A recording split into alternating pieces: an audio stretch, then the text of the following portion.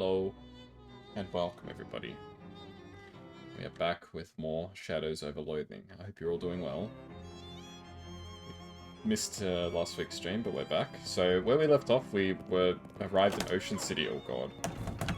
And we've got a few side quests and a main quest, so I'll do a bit of a catch-up. So the main quest is we need to get into the fridge factory. And we had two side quests, so we need to find an urn for this guy's house, and then figure out the murder mystery. I think we'll do the side quest first. That sounds like a good idea. Amble away, yes. I think we have to go to the church for that one. How's it going for black and white games? That's true, I actually didn't think about that. I played World of Horror, now this. Yeah, it's the sequel to West of Loathing. Want one?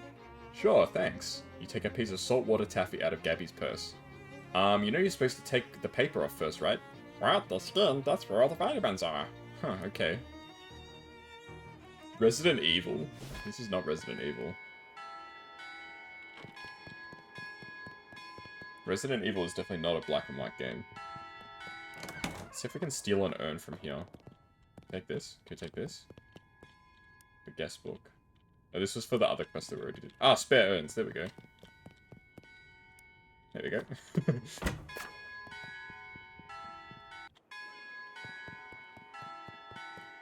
I love my character. It's freaking Monopoly Man. Oh, here we go. Well, here's an unusual sight. 4 Glocklins are playing their glockenspiels while doing some kind of traditional folk dance. It involves a lot of skipping and hopping and turning around in square with precise timing, so they aren't really paying any attention to you, or to anything else, really. I can attack them, join them, or ignore them. Let's join. It does look kind of fun, but you definitely don't know the steps, but it only cause total chaos. It would be better to just attack them, since a brawl will probably result anyway. Alright, let's attack them. Oh god. Oh god. Alright, do I even remember how to play this game? Okay, need to do 7 damage. Okay, I can throw the rock, and then kill this guy with my spork. How do you eat your chicken nuggets? With the skin, or do you peel the skin first? Yes. If skin is extra crispy, we'll peel and enjoy later. Nah, you should just eat it all at once. Oh no. My HP is so low. I think the turtle will hear me, yeah. Okay, I think I can use... Oh, how should I do this? I can do 5 damage. This is also 5 damage. Okay, so I need to throw a rock. I can hit this guy with my magic. Eat the skin first, leaving the meat last. Then eat the meat last. That's fair enough. Okay, 1 down. Okay, heal me up, please. Okay. This game actually has some pretty deep combat. All things considered. Okay, let's kill this guy.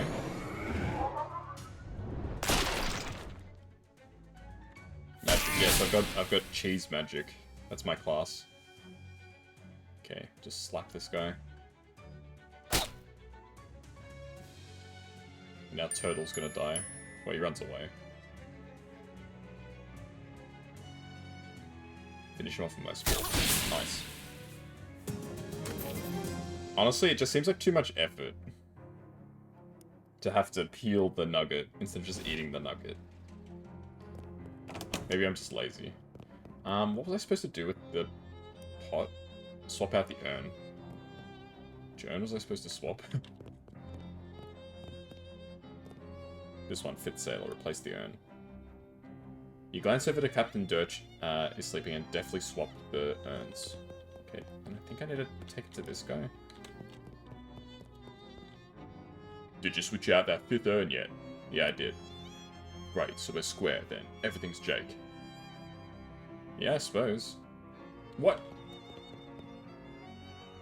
Thanks for not blowing my cover, it means a lot to me. To the captain too, even if he doesn't exactly know it. Uh-huh. Fried chicken, you also peel the skin first? I can kind of understand it since it's bigger. Like, I feel like a nugget, it's just way too much effort to peel it. With fried chicken, at least it's a bit bigger, but still at the same time, I'm too lazy for that. Did I just finish the side quest? Is that it? Oh, there we go. We have to take the remains back to the vicar. Okay. That's right, because this guy came along and he stole the ashes. Yeah, that's right. You just like doing it? It's fair enough. It's just I can't imagine doing it. I'm too lazy. Here we go. A well-dressed man flags you down. Excuse me there, my good chap. Might you have a match on your person? I do not. Well, that just won't do. What if you were to have cause to set something alight in the future? Here, take one of mine. The man tips his hat to you and scurries off before you can thank him. What a strange exchange.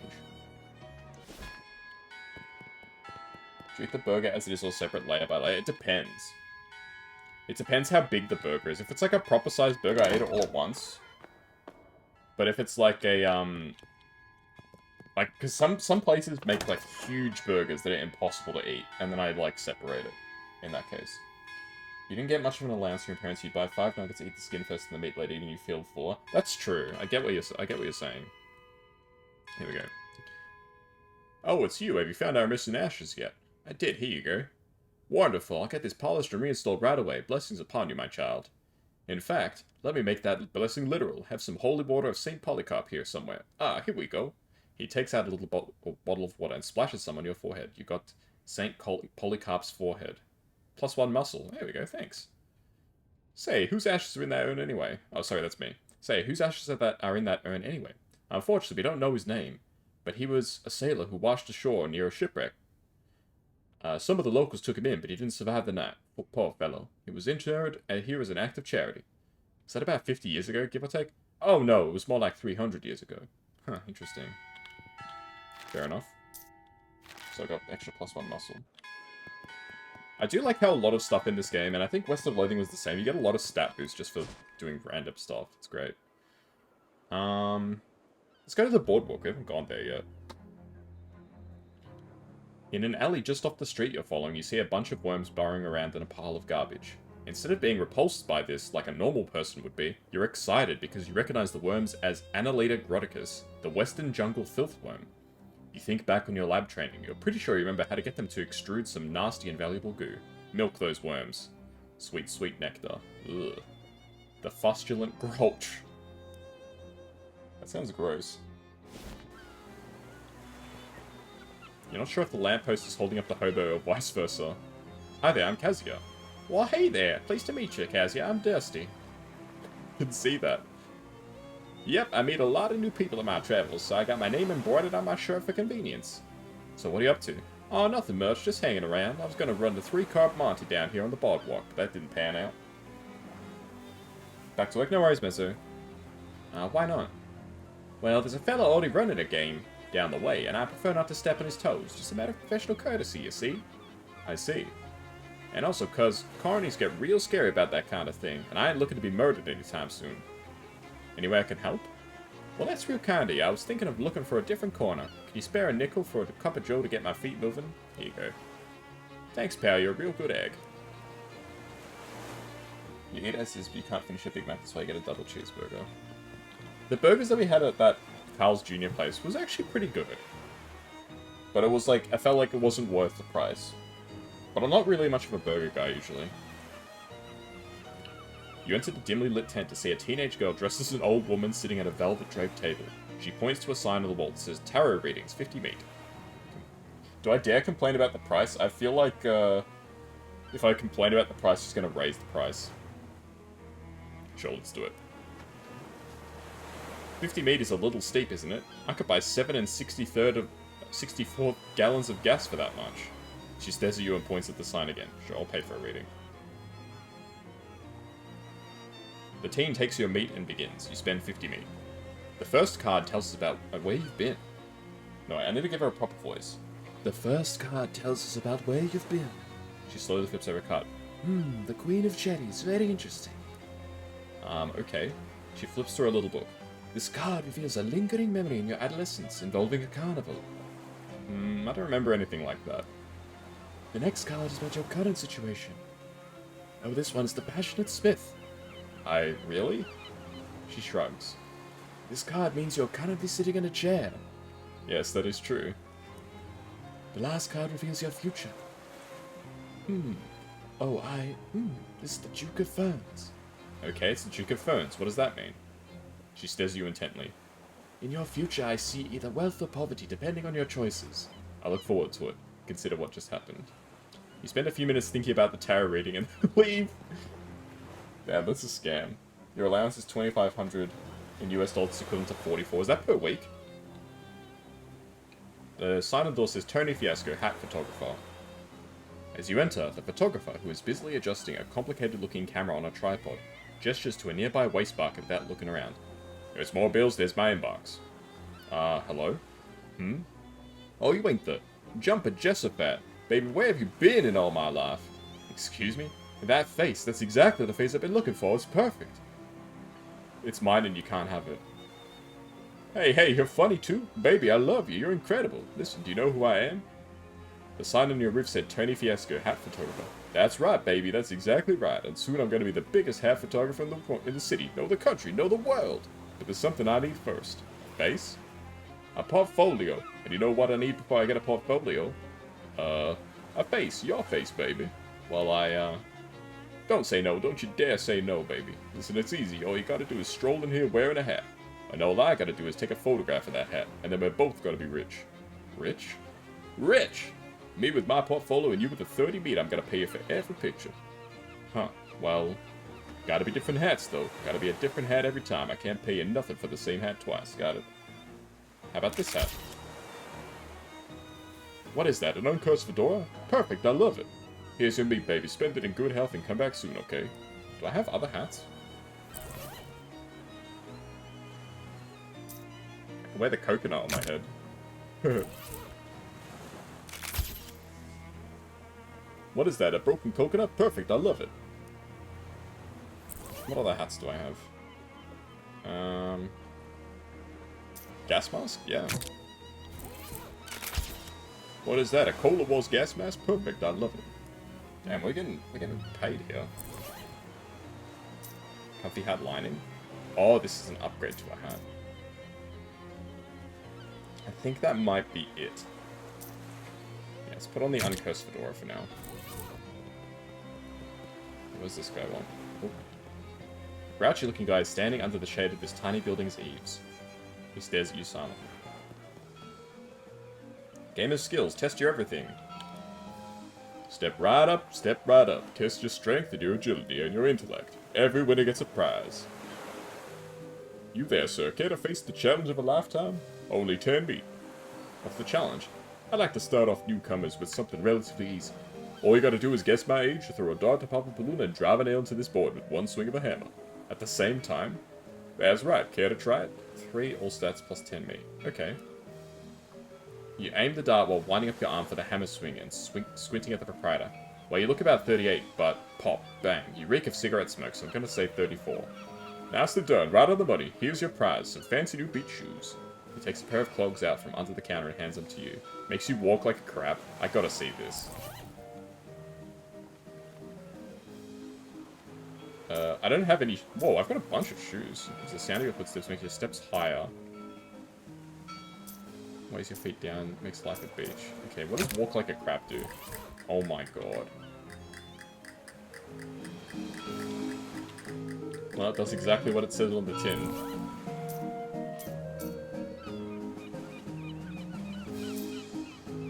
What does this do? Oh, you walk with 1 foot. What shoes do I have? Heavy boots. Yeah, that sound would drive me insane if I had to wear that for a long period of time. Sandals? All of these make sounds. I hate it. Unequipped. Alright. Second level challenge. Plus 5 in all stats. No, I don't have that. So I'll try it again another time. What's for sale here? Cooking for health. Ooh. Heals target for 10 and cures negative status effects. I'll buy that. Maximum HP by 5. Restores 5 HP. 3 maximum HP. Ooh, I'll buy this. Okay. And then I can put this on the Gauze Turban. And then I can go back to the guy to get a photo taken, so it only actually costed me 20. The daily allowance back in primary school was 1 ringgit. Can you even buy anything for 1 ringgit? B. How could you afford anything? Oh, there's fishing here. I got a wet cigarette. Ew. A fish in a sack? What? A crusty ring. Ugh. Fish in a sack. So I think these are probably just junk items, I'm guessing, right? Yeah. But I guess it's infinite money.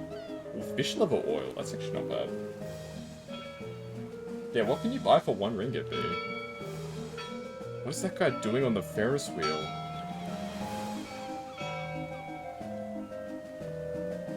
Spearmint taffy. Let's try 3 more fishing. Just like, oh, I've caught everything. There we go. You can buy 5 chicken nuggets for 1 ringgit? Damn. Talk about a steal. Oh, it has my last 3 photos up there. That's cool. Alright.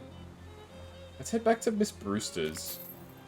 I want to see if I can figure out the murder mystery. It was 20 cents a nugget. Goodness. An elderly man with thick eyeglasses shuffles up to you with a determined expression. Before you can react, he shoves some meat in your mouth and shouts in your ear, "Operator! Operator, get my worthless son on the line!" I'm not a payphone. That's what the last payphone said, and I'm not buying it. Let me talk to my first language son. So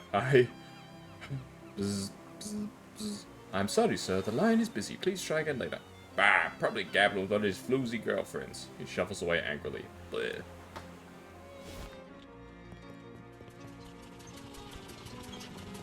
Okay. Let's try and solve this murder mystery. When you go to high school, there's only 2 ringgits. Sundays with an E. Oh, poor baby. Hi there, Miss Brewster. Have you solved the case yet? No. It's remarkably hard to get information out of these traveling sessions. You should try getting rent out of them sometime. Yeah, I imagine that's probably tough.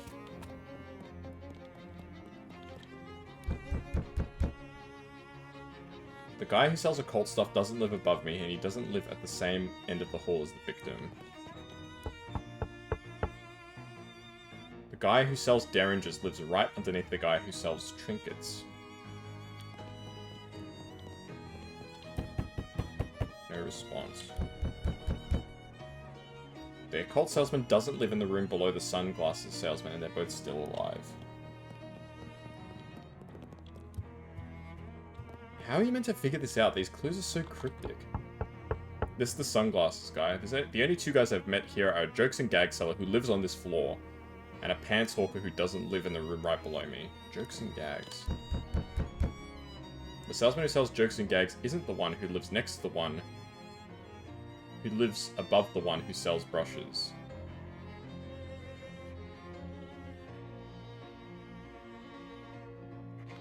Hang on. So is this guy the jokes and gag seller? Like, he's trying to be funny, right? That would make sense. Like, he's making this ridiculous story. This is the ritual circle. Hey there, good looking. What's it say about the window? The window's locked. The killer must have come from inside the house. The wardrobe is locked.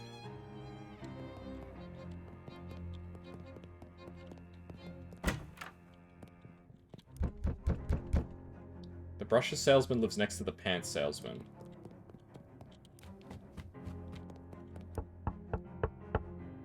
The guy who sells derringers lives underneath the guy who sells trinkets.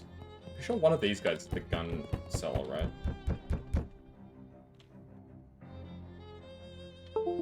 Phone is being stinky again. Yeah, this is the derringer guy. Hang on. So he lives underneath the guy who sells trinkets, which means that this guy is the one who sells trinkets. The brushes salesman lives next to the pants salesman. So we've got the trinket salesman and the gun salesman. But that means that either the joke salesman is the guy who's dead, or this guy. The pants hawker who doesn't live in the room right below me. So the pants salesman is not this guy.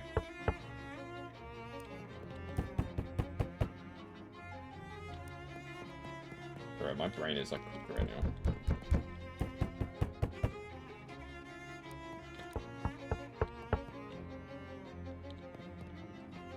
What happens if I tell her that I figured out who the killer is?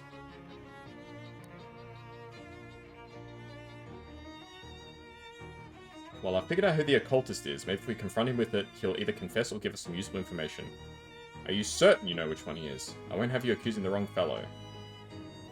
No, let me double check my notes, I'm not sure.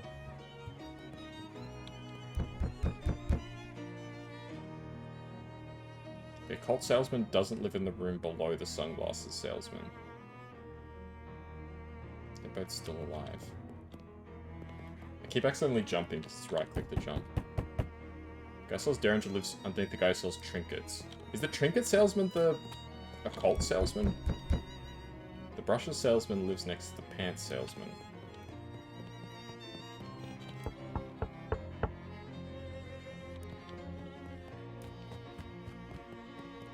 I really have no idea.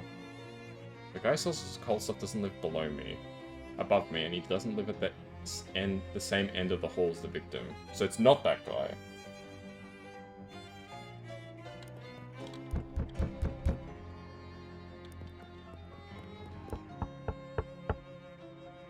Wait, if the brushes and pants salesman live next to each other, I think this guy, the guy that's giving me the runaround, might be the occult salesman.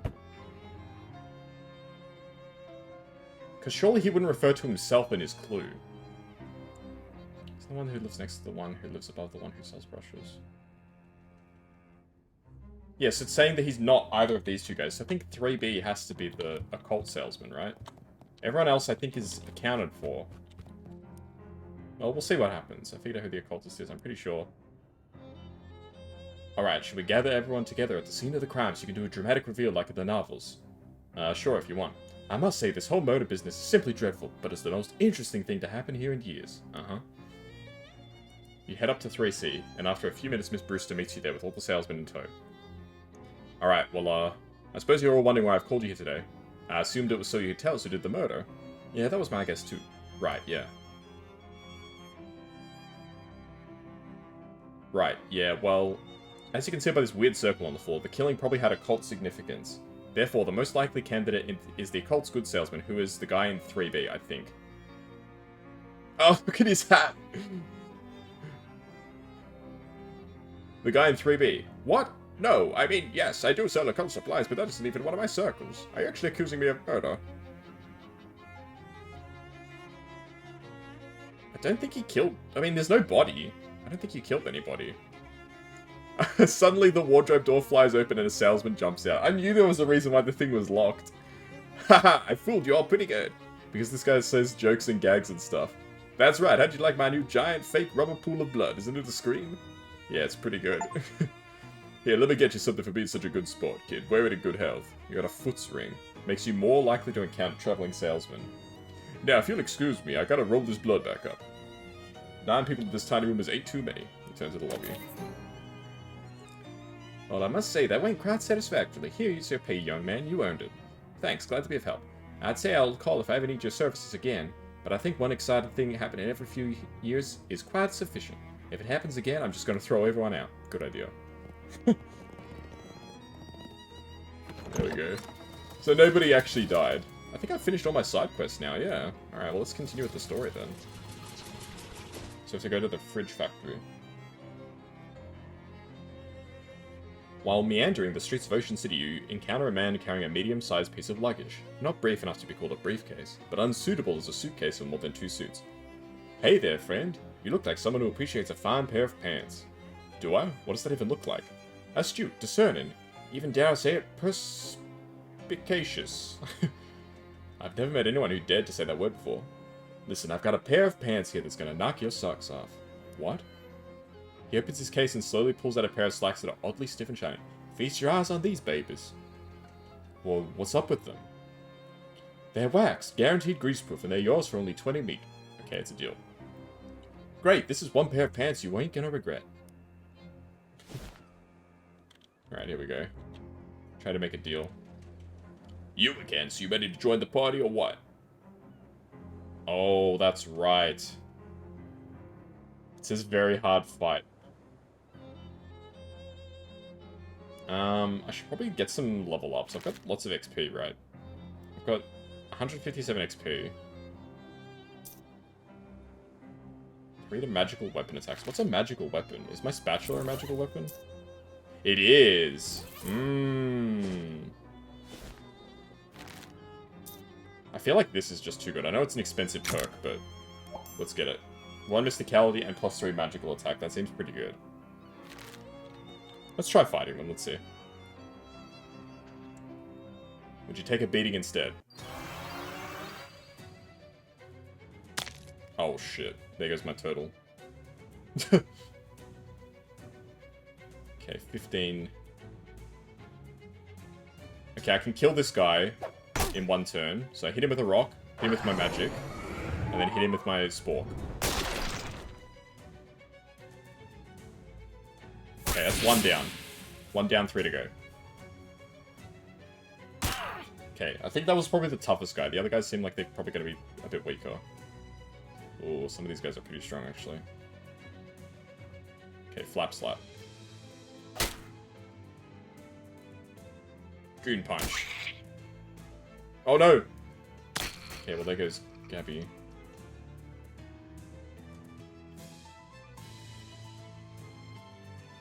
Oh no.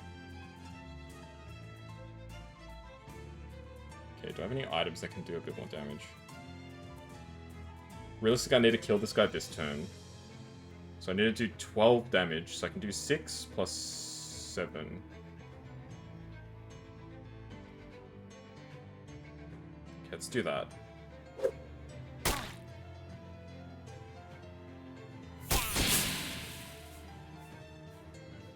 They shrug. Okay. I think we can kill this guy this turn, right? Yeah, we can kill the gunner. There's just 1 guy left. Okay, swat. Nice. Goon punch. Ooh, that was nasty.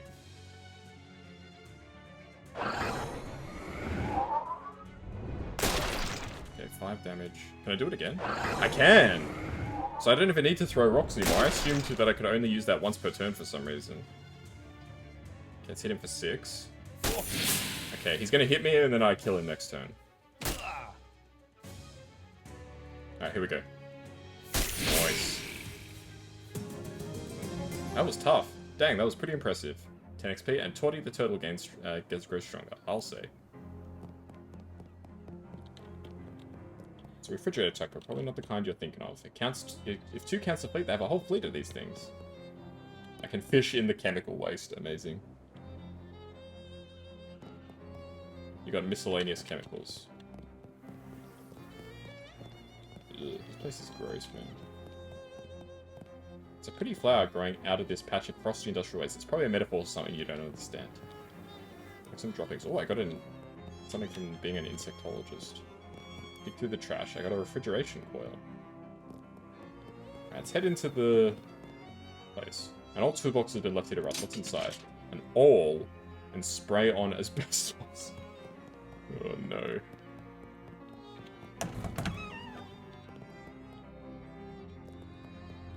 Which is like brand new and empty, and this is quite boring. What's inside the toolbox? Piece of scrap metal, sharpening stone, and an anarchist's hardware. Okay.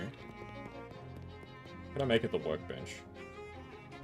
Fancy combat items. Stink bomb or ice bomb? Basic combat items? No. I'm good. Crane control. The control booth is locked on the inside. Someone's got to be in big trouble. Looks like something's about to go down at there. Right, let's hide and watch. It's all there, all 40 cases. It's all there, Clark. You got the meat. Dark Noel, what are you doing here? Surprise inspection. What the hell is happening? Ooh, interesting. What the heck? Yeah. No time to check this out. You should go see what's over yonder. There seems to be a bit of a standoff between the mob guys and the other ones. Cautiously approach. The lady in the weird Crimbo hat glares at you as you approach. I don't recall inviting you to this party. Are you going to introduce yourself? I'm Kazuya Kuroneko. What's wrong with your hat? Nothing at all. A Crimbo hat is appropriate for all seasons. It's all spooky and, like... It's... cutting a hole in the world. What? I'm sure I have no idea what you mean. Oliver dear, are you busy? Be a dear and kill this guy, would you? Uh-oh. The Crimbo lady the Crimbo lady smiles, and leaves the same way she came in a horrible weird spiral of negative space. The weird shadow monster was once a person turns to face you. Hello. Shadows begin to gather around him, abstract, menacing shapes. Hey, you mob guys, can I get you to give me a hand with this? Look for some other solution. Let's see if there's... Green. Ah! Red. Green.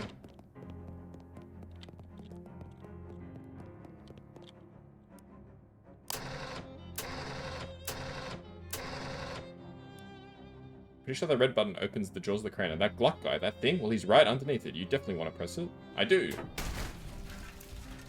No way I'm taking the heat for this. Let's skedaddle. There's very little left of this poor fellow. Pick through the remains. He's got a pocket watch clutched in one hand and some business matters clutched in the other. Neither of those hands is attached to an arm anymore. The dangerous pocket watch. This is what we were looking for. We were looking for the pocket watch. And you got a pouch full of meat. And the deed to the speakeasy. You take a quick look at this deed. This must have been Oliver Gluck, the owner of the speakeasy. This booze looks dangerous. It's tainted with some kind of sinister magical energy. This fridge is plugged in. A little note says, experimental, not for lunches. Open it. The fridge has been filled with the experimental automatic ice cube maker. Unfortunately, it's made of one single gigantic ice cube that fills the entire fridge. I guess if you ever need a block of ice as big as you, here's where you can get it. Oh, we can fish. We can fish in this guy's remain. Fishing in this man's remains would be in poor taste. Oh, that's so true. You don't have to leave the building to open your map, by the way. You can just click the napkin or hit M to head back to Plunkett Street with a quickness. Okay. I kind of don't mind just walking around a bit.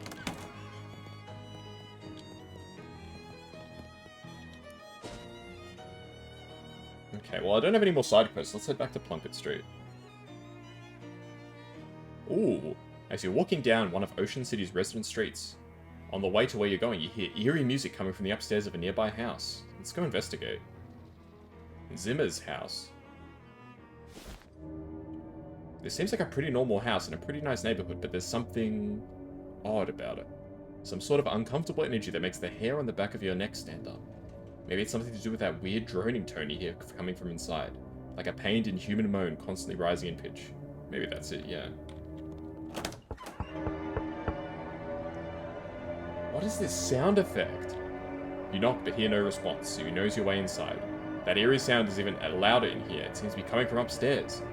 Also, the owner's interior design sensibilities are a little strange. Huh.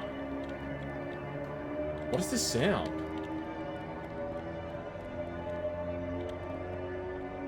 Tea time was a long time ago. There's nothing left here but stains. The plate rack is a statement piece, and the statement is, I have too many plates. Cabinet is full of backup plates. Trophies from music competitions. Sheet music. Examine one of the pieces. You pull out a sheet, but it's all in German. Und du kannst kein Deutsche gesprochen. The door is locked. I'm pretty sure that means, like, then you can't speak German, but... Let's take us leading to where the sound is coming from. Oh! A tired-looking man is playing a cello here. Talk to him. What? Who are you? Why are you in my house? Sorry for intruding, but I heard the music, and I guess I have an intrusive nature. My name's Kazuya Kuroneko. Well, I am Ernst Zimmer. Forgive me for not stopping, but it is vital that I continue playing. What are you doing? There is a darkness beneath my house. Did you check the fuse box? No, why? It's probably that then. Listen to me.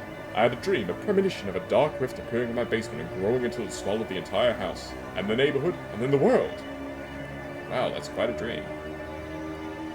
It was not just a dream. I went downstairs to check the basement, and there is indeed a rift. As of now, it is small. I must keep playing the channel to prevent it from growing any larger. I'm sure there's a rational explanation. Probably it's the trick of the light, plus your anxiety over the nightmare. You're probably right. Just an old man jumping at shadows, I suppose. Happens to the best of us. Don't worry, everything's fine.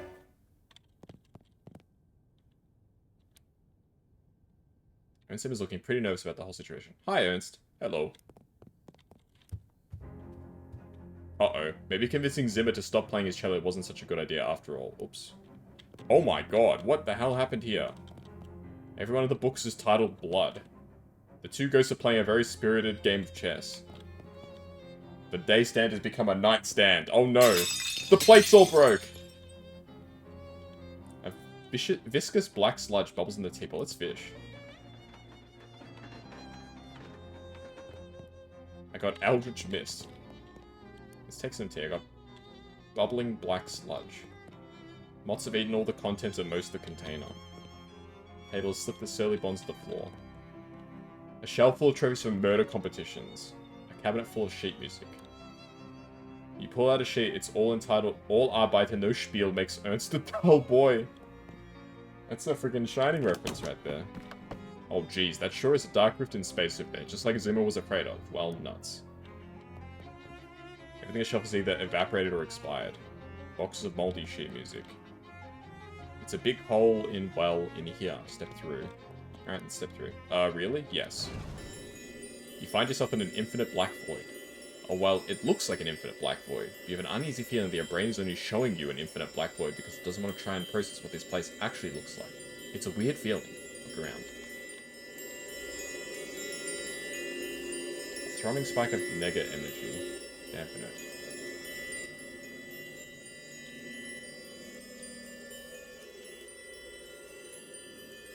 What's your deal?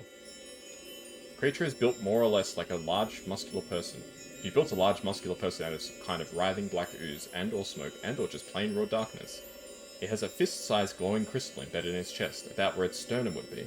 And as you draw near, you can feel it radiating invisible waves of energy, kind of like heat coming off a radiator, except also the opposite of that, and also not related at all to that.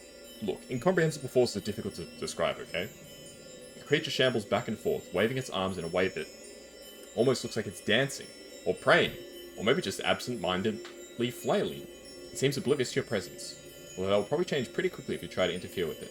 Like, say, if you tried to pry the glowing crystal out of its chest. Let's size it up. The creature looks a fair bit weaker than it did when you came in. Don't have enough muscles, so leave it alone for now. What happens if I turn off all these things?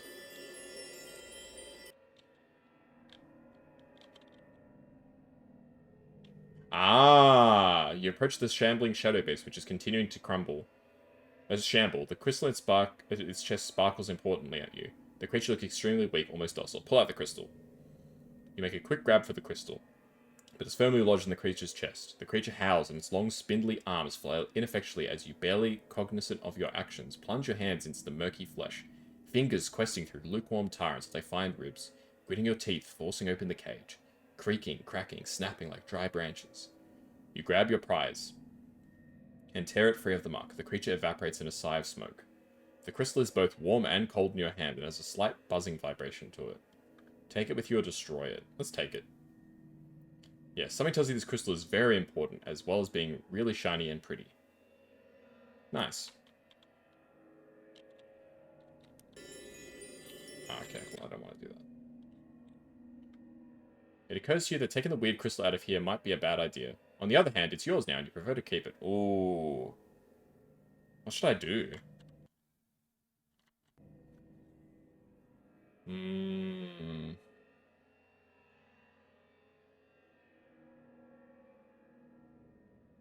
Let's take it.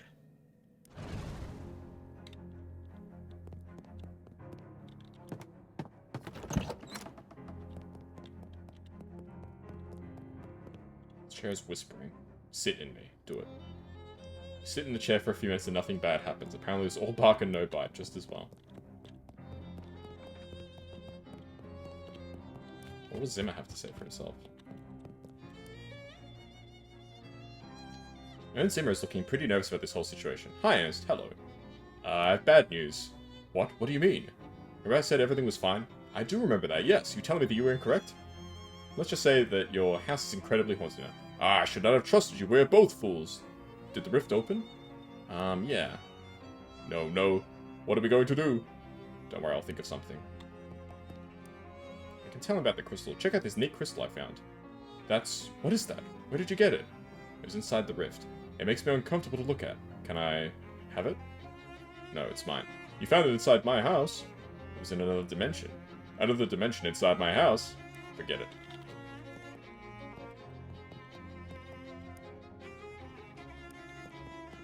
So what exactly does this crystal thing do?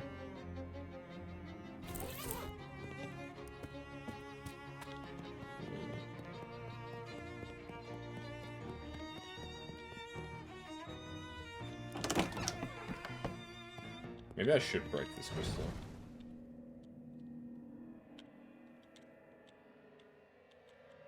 Let's smash the crystal. You pull a hammer out of your inventory, or if you don't actually have a hammer, whatever object would be most hammer adjacent, and give the crystal a solid thwack. It makes it sound like a baby being torn in half and bursts into glittering shards that shoot off into the darkness. Immediately you feel, well, I was going to say a massive earthquake, but since you aren't standing on the ground, you wouldn't feel that. It's more of an everything quake. You should probably get out of here. Uh-oh. You dive back through the rift just before it collapses, vanishes, heals. Thankfully, you find yourself back in Ernst Zimmer's basement and not some horrible between-dimensions purgatory. You run up the stairs to tell Ernst the good news. I fixed it. I closed the rift. You did? Well, that's wonderful. I owe you my life, and probably also my house's life. Here, take this cello. I have no further need of it, and to be quite frank with you, the thought of playing it ever again pains me.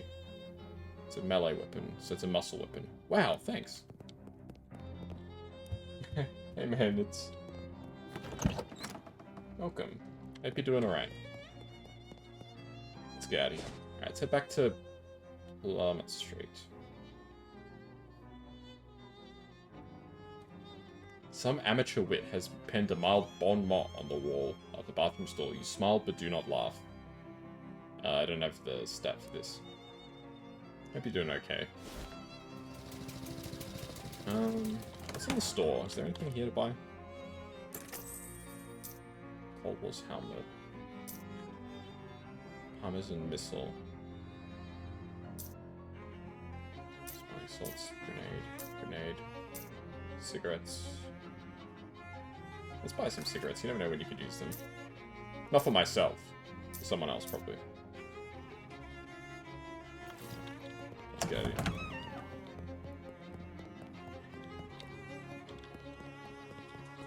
Okay, let's head back to the antique store and see what's what. I found the watch. It was complicated. I'd be more surprised if you told me it was simple. Well, you know the drill. Strap it on and jump into the uncursing machine. It's a pocket watch. It doesn't just uncurse the thing. Get some sleep, okay? You look like you've been through the ringer. I won't dispute that. What's Charles have to say? Anything I can help you with? Charles seems preoccupied. He keeps checking his pockets and the drawers of his desk. Lose something? Yeah, I seem to have misplaced the chuck key to my drill. Hey, welcome back, Harold. Hopefully your exam went well. What's a chuck key? What's a chuck key, Charles? What's a chuck key, Chucky?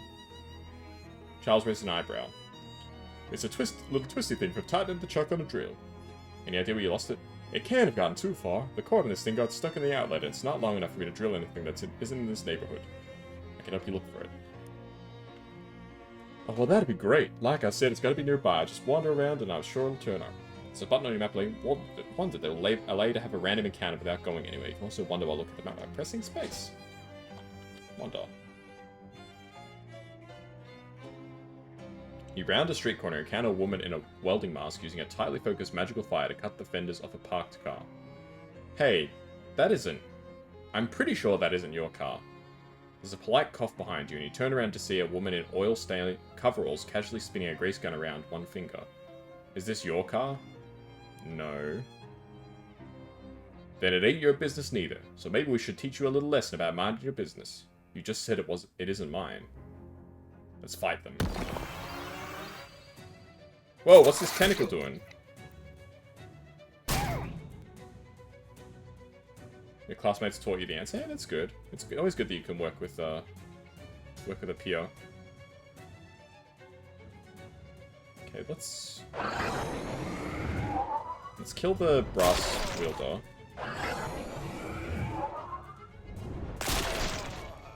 Let's kill this lady with our spork.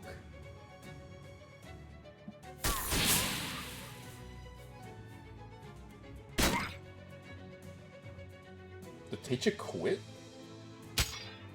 So the teacher quit like partway through like the term or something? That's terrible.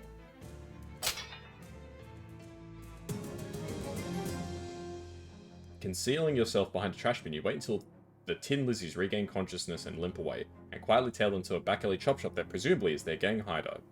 Back alley chop shop, it's fun to say. Sure, let's investigate. You managed to sneak up on Tin Lizzie's hideout without anyone noticing. You aren't going to stay unnoticed for long though, this place is crawling with Lizzies. Unless your first move is to turn tail and run, I guess. Car looks terrible, it smells great. I got a prototype car freshener. A couple of Tin Lizzies are busy trying to dismantle a car that is thoroughly mantleless. It's like watching someone trying to escape just one more sandwich worth of meat out of the leftover turkey carcass. Let's fight.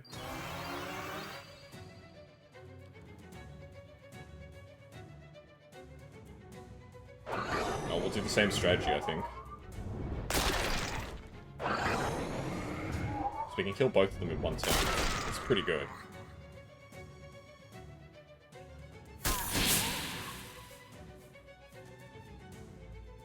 They're using ChatGPT. You're not learning anything if you're using an AI, Harold.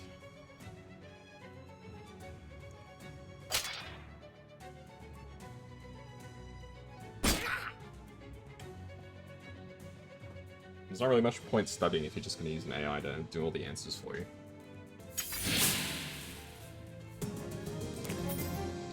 You successfully got revenge for that poor car. I got grassy knee pads and Torty got stronger. Nice. You really ought to put it out of its misery. Okay. Maybe that's worse. Toolbox. Greasy gloves, sharpening stone, and an awl. Fishing rod.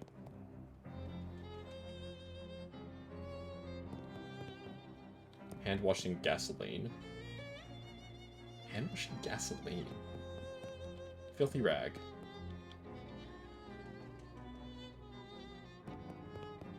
Face grease. A bunch of Tin Lizzies hanging out here. Their main attention is focused on something further to the right, but the camera doesn't move far enough to see what it is. Let's fight. Did you name the Tudos Herald? The tortoise? No. It's called Toity. I can't remember what it's called. It's called something. Damn, I'm on fire, man. So I can kill two of them again. Let's kill you with... Uh-oh, Stinky.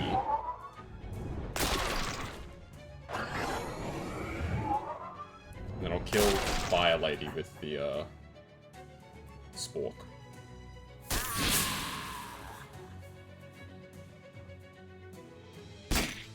Damn, that's a lot of damage. The wrenches aren't really a problem. They only do 1 damage, I'm pretty sure. Alright, kill this lady.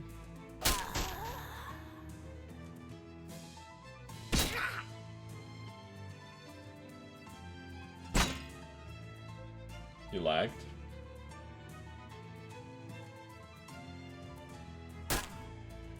Damn, I was fireman. Did you name it? No, it's not called Harold.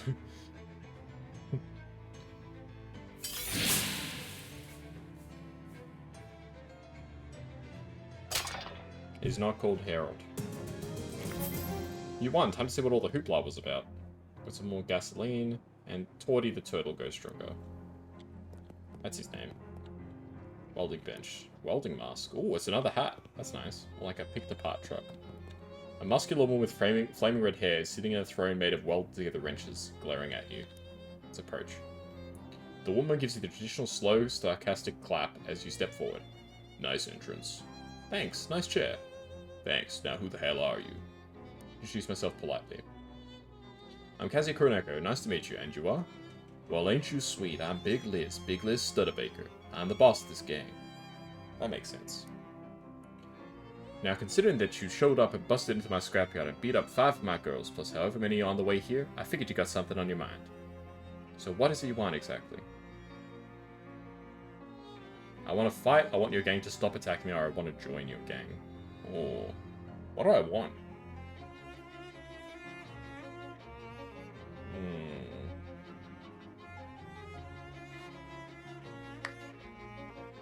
Well, I don't care whether they keep attacking me or not, so that's irrelevant. The question is, do I want to fight them or do I want to join them? I don't have a particular goal in mind. You know, let's fight. Big Liz cracks her knuckles loudly and stands up. We have come to the right place, bucko. 30 HP.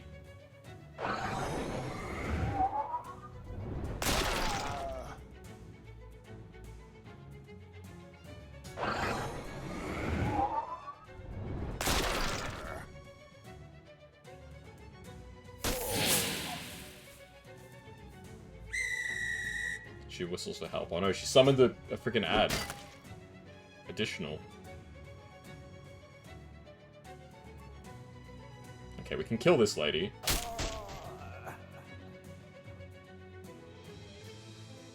Okay, let's hit you with another attack. Another uh-oh stinky.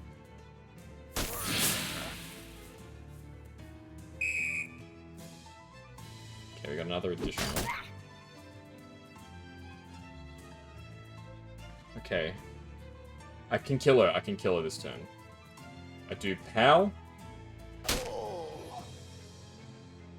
I do uh-oh stinky. And I do spork. And we win. Nice. We just have to kill the additional. Yeah, it's fine. You got KO'd. It's not a big deal. I can kill you in one hit. There we go. Easy.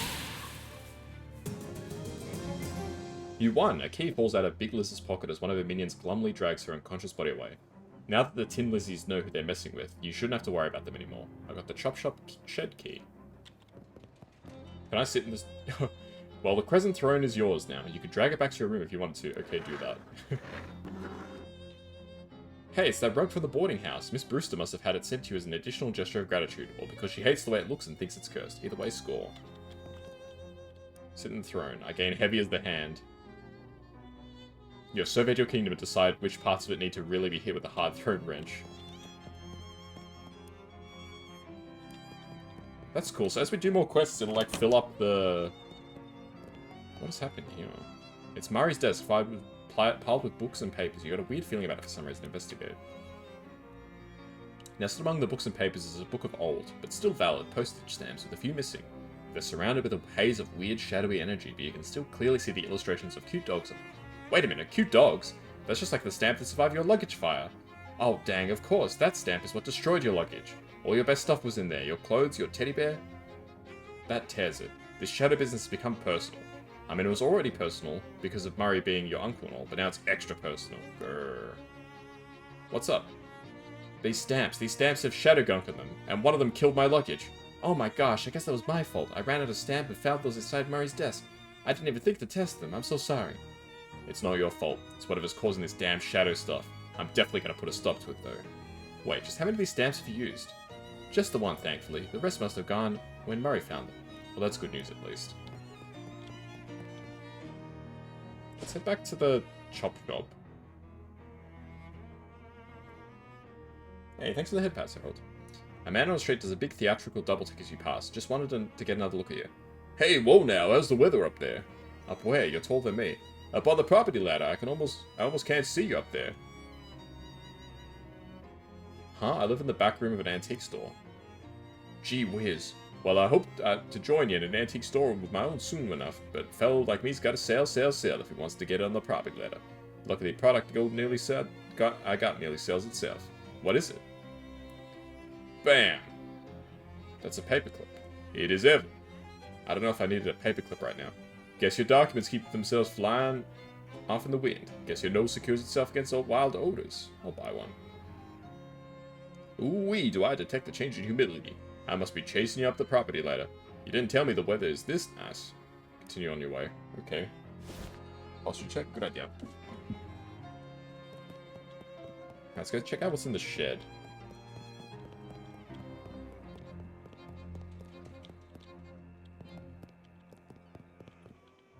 This car has not been noticeably chopped up yet. Look inside.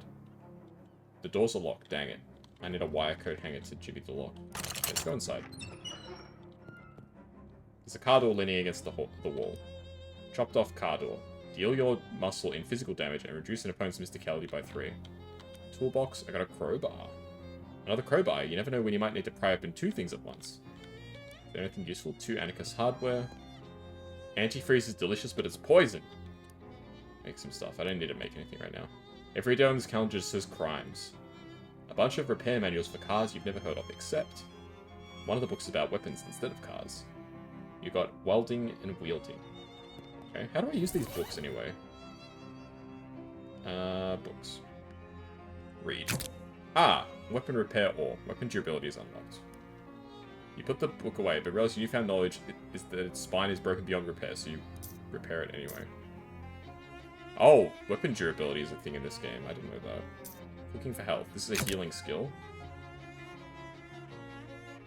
You flip through the healthy cheese recipes and consider other ways in which cheese might be used for healthy purposes. There are some more advanced recipes. If you read them, it'll heal an extra 5 HP. I don't have the XP for it right now. Surely shocking jokes. Complete set.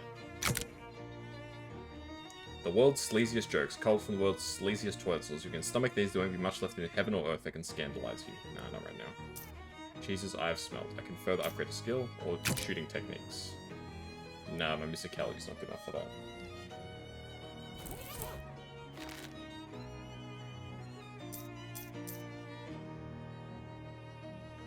Okay.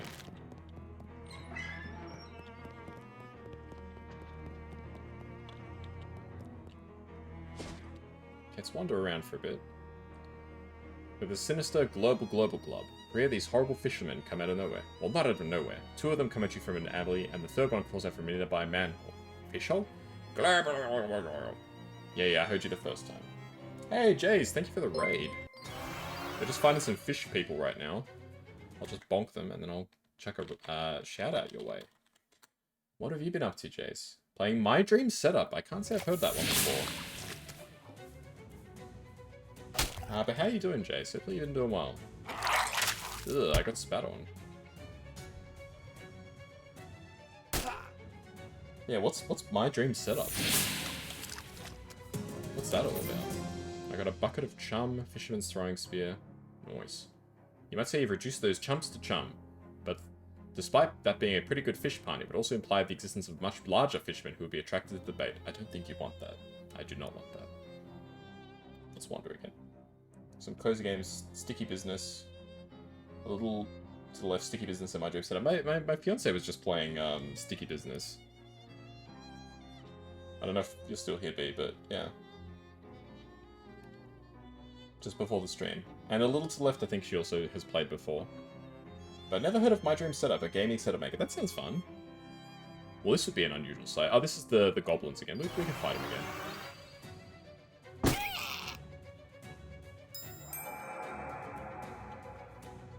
Let's fight the goblins. Okay, I can kill one of you.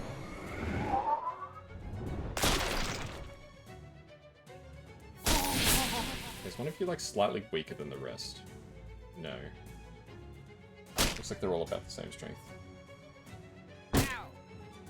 You can import your own pictures to put in frames on the laptop, etc. That sounds cool. That's a clever little feature. Okay, I can actually kill 2 of these guys in one time. I need a better AoE attack, that's what I need. I can finish off this guy. And hopefully, yep, Gabby gets to attack. And again, nice. I got a Glocklenhosen. Whee! No, I don't need to go here. Let's head back to the antique store. Pet the cat, yes. Give her a nice scritching and she purrs as she goes back to sleep. Excellent. You loved West of Loathing? I never played West of Loathing, but I did watch, I watched Markiplier play it years and years ago. But yeah, this game, it's a lot of fun. It's very similar to West of Loathing, so if you like West of Loathing, you'll probably enjoy this. Hey there, Kaz, you only look, found my Chucky key? Yeah, I found it. You hand Charles the key. That's it, thank you. Where'd you find it? Under a bush. Oh yeah, that was probably the bush I was drilling holes into the other day. 10 XP. Well, now what can I do for you? Nothing there. No, nothing right now, Charles. Where's the speakeasy? I think it's down like an alley somewhere, right? Yeah, it's down this alley. Okay, Fancy Dan. Hey, it's you again. You found Oliver? Yes. I don't like the sound of that. Oliver's gone. The handoff went extremely badly. Yeah, that too. You go over the events at the fridge factory. Fancy Dan makes a variety of faces at various points in your stories, because Fancy Dan is a good listener. Show him the deed. Dan skims the deed. Says here that the ownership of the speakeasy is automatically transferred to whoever has physical possession of this deed. Huh? Is that legal? None of this is legal. Oh yeah. I guess you're my new boss, baby. Let's have one drink to mourn the old boss and another one to celebrate the new boss. Good idea. I guess we ought to change the name, the name, since, well, Oliver's place is no longer Oliver's place. I suppose that's right. Got any ideas? Well, you could go traditional and call it Kazuya's place. Or something hip like the Purple Door. Or something incisive and avant-garde like, I don't know, Noblesse Oblige. I like the Purple Door. The Purple Door sounds nice. Oh, that was just an example, but you're the boss. Now to business. To business? We're making the beer in-house, so that's safe. But we're out of everything else. And based on your store, I'd say the stuff in the factory isn't safe to use. Yeah. If you can find booze or mixers or garnishes, bring it back here. Any idea where to get started with that? No, but you might check with Barnaby. Barnaby? Dan points at the milky-eyed sot at the table by the wall. He doesn't see very well, but he's got a nose for news and a sixth sense for booze. He might know where you can find what you're looking for. Thanks. He turns his head towards you and smiles. Buy him a drink. You buy him a drink and await his prognostication. After a few moments and a few sips, he clears his throat and speaks. The lake is deep enough to drown trees, but not the sins of the grandfather. Aye, alright. They try, but they'll never dam up the flow. They try, but they'll never dam up the flow. They try, but they'll never dam up the flow. Alright. I'm not buying you more drinks, bro. If you're just gonna give me the same clues over and over again. The door. It's barred from the other side. First aid kit's empty. Hobo code.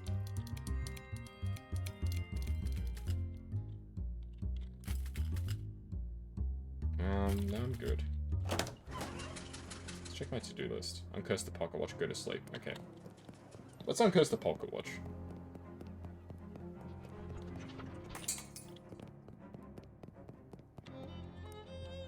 You sit in the chair, which is surprisingly comfortable, and pull the weird metal dome thing over your head. What would you like to uncurse today? The dangerous pocket watch. The machine snorts the pocket watch up in its dome and begins its strange and loud work. The pocket watch is pulled this way and that. It ticks, becomes kadits, and its toks katoks. And its three hands are forcibly bent back. You swear you hear screams. And then it's done. The watch falls in your lap. Hands now set to 20:06:10. You got an item, uncursed pocket watch. Reduce an enemy's muscle, mysticality, and moxie by 3. The watch's curse now resides within the machine. Want to project your consciousness into it? Why not? In your mind's eye, you see the hands of a pocket watch spin back on themselves with jittery violence. With each revolution, the face of the watch itself expands until it is larger than you, and the building, and the street. Your whole world lives in the blur of fast-running hands, in which you see your life go by in reverse time. Submarines turn to longships, cities to stone dwellings, cowboys to courtesans. You're traveling faster and faster, the beginning of time itself. And there's no telling when this ride will end. Hold on to it. I'm a dinosaur. I can eat the cat. I don't want to eat the cat.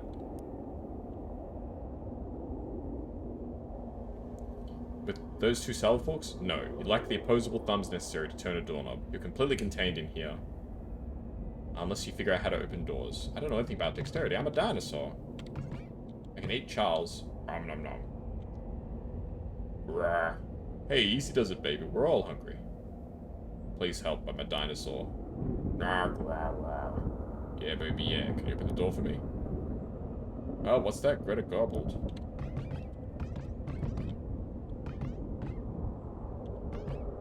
So I need to get dexterity, I guess? How do I do that? Eat the chessboard. Check her messages. There's a note for you. Dinosaur, no phone number. Eat the phone.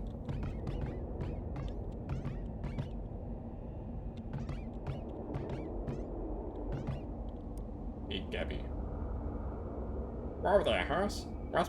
Got all your horns and rattles. Been dipping into the nose paint again. Hey, Gabby, I'm a dinosaur. Arg, arg. Whoopa, pee-poo. I'm the quickest draw on the rest, sure enough. Gabby doesn't talk like that. Sure is, partner, sure is. Can you open the door for me? Oh, I don't know. Never had a head for puzzles, Kazuya. That's got me right funkified.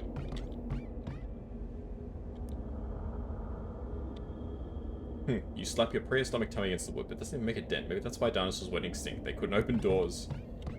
Damn. That's so true, man. To-do list, open a door. Eat Jessica, eat cat. Let's eat Jessica. What strangeness afflicts thee? Never mind. For the sun transits the horizon, and I grow ever the more in need of thy assistance, understand? Whilst you sleep under this roof, thou art my lodger, and a signature on this paperwork is by me required. When did you start talking like this? A provocative remark, sir, and by thee well made. Can you open these doors for me? Curious, sir, for I do not believe those doors to be locked. Well, what do I know? And thou wilt find in the telephone table thither a key to satisfy thy need. Take your leave. How do I gain dexterity? Oh, I attacked the cat, he ran away.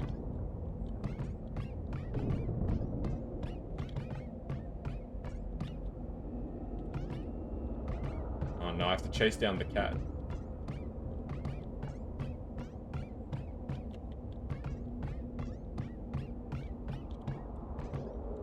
What am I trying to do? I'm so confused. Knock the chair over. Ah, I gained 1 dexterity. Knock the chair over. Yeah. Hell yeah. Flip the table. Pull out the drawers. Open the drawer.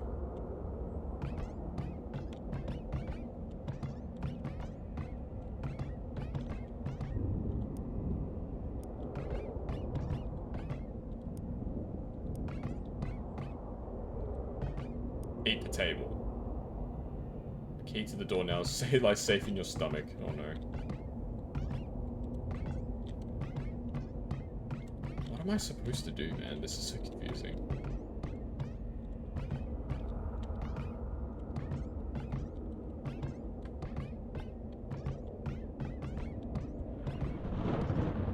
This is the most confusing segment of a video game I've ever played.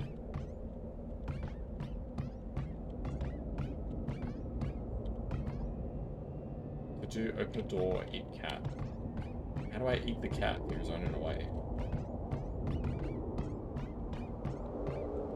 Did I like screw this up or something somehow?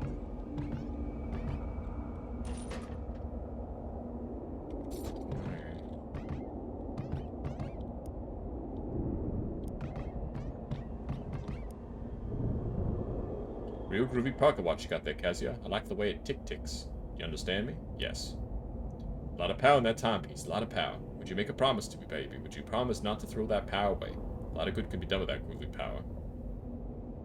Charles doesn't call me baby. I hear you, kitty cat.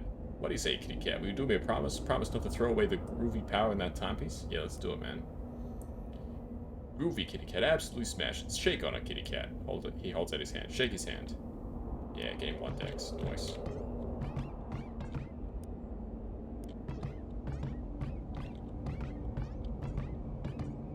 Ah, now I can read a book. You can't relate to most of the books they have here, but there's one travelogue by Diplodocus that proves moderately diverting. Ari's desk, read a paper. You peruse newspapers, claws making only minor holes in the pages. Add to the list. Your talents cover letters HELP into the chalkboard.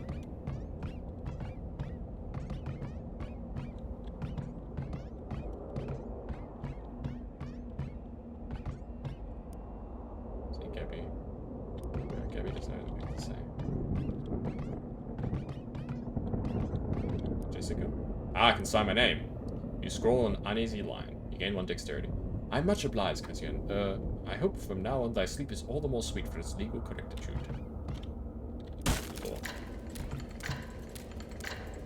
So we meet at last, with I looking the older man, for you are far older than I shall ever be. I'm not old. We are the Alpha and the Omega, you the beginning of the time, and I its end. Will you walk with me, dear friend, to watch the death of our world, and And the birth of another. Yes. I don't know what is happening. Ah! Tick, tick, tick. The hands of the uncursed pocket watch beats boats with the current. Burn correctly into the future. Pull the pocket watch out and look at it. It's gained some luster. The curse is lifted, and with its rightful home, and you no longer have a tail. I wish I had a tail. Well, I missed a ton of stuff in this. So I don't know what I missed. There was 2 other doors that I could go into. Door to nowhere. Well, that's unfortunate. Well, I don't think I can redo.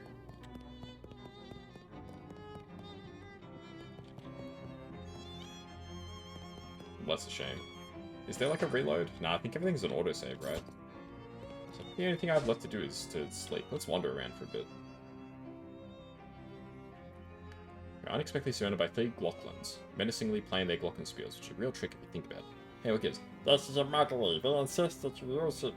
If you give to us all of your meat give. What, all of it? That's crazy. I guess that's a little extreme. Save me instead 5 meat. No. Not giving you anything.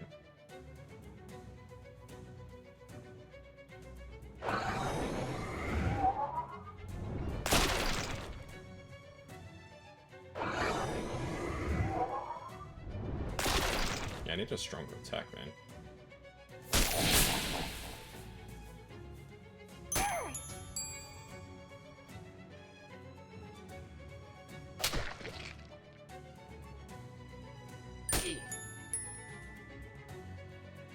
You're gonna heal. Gabby, that's fine. Uh-oh, Stinky. And Spork. Schlapp.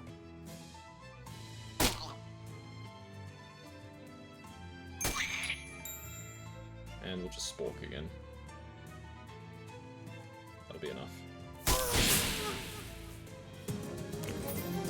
Got a Glockenspielery flyer. It's advertising for a Glockenspiel store. Let's keep wandering around a little bit. Tentacles. Alright, let's fight.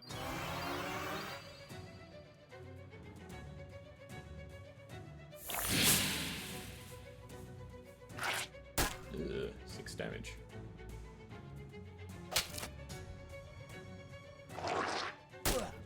Yuck.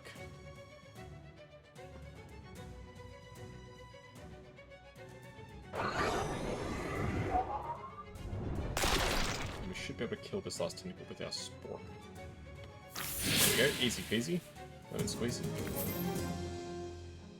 Tentacle skin hat band.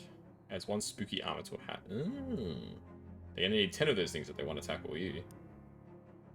You follow a trail of disturbed earth and cracked pavement from the ground, from the place where the tentacles popped out of the ground, to the place where presumably they popped in. And by presumably, I mean obviously, because that place is a house with slimy wriggling tentacles poking out of all its holes. Let's investigate. Haha, wow, are you sure? Yeah. Okay, it's your super gross funeral.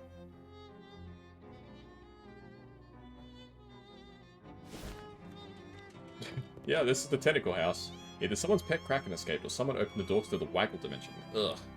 Oh my god, really? Don't judge me. It seems like this house used to be quite nice. Tall ceilings, nice wallpaper, fancy molding everywhere. Now, however, the place's wallpaper is beginning, the plaster is crumbling, and there's tentacles poking out everywhere. It's a real fixer-upper. Hello? Anyone call for a tentacle exterminator? I don't think anyone called for a tentacle exterminator. But if you do want to do some pro bono extermination anyway, I also don't think anyone's going to stop you. Well, except maybe the tentacles. Let's go. Milk the roaches, yeah. Sorted, greased, inside, filth. I guess we just have to kill all the tentacles? Sure. Let's do it.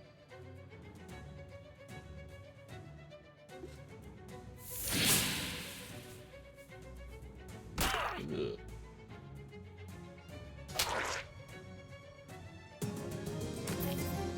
You sliced and diced him. Let's go fishing.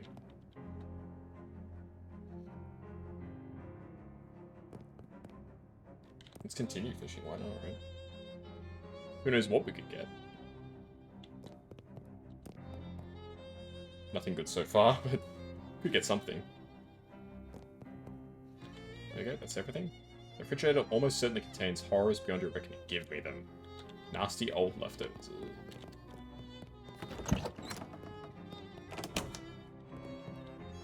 The toilet is old and damaged but appears to be functional. Flush it. Hooray! 15 XP.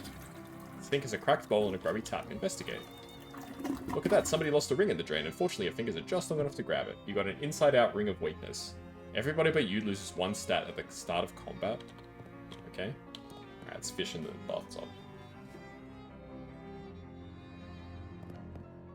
I got a glob of wet hair.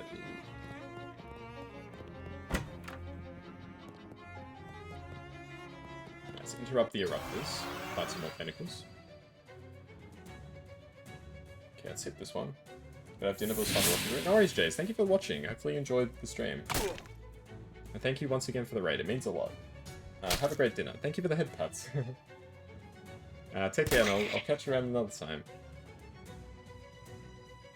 But yeah, this game's a lot of fun. If you like Listed Loathing, definitely do check it out. Bye-bye. See ya. 3 down. God knows how many to go. Excellent. Let's get back here. The door's locked. Okay, well. Let's try upstairs. Clean wardrobe. Check inside. A wire code hanger. That's what we can use at the Tin Lizzie's hideout. The chop shop.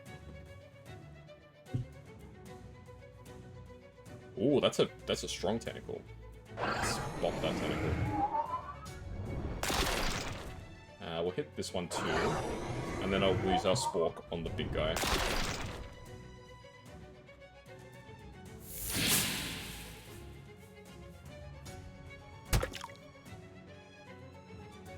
Okay, slap. How could you slap? How could you slap me?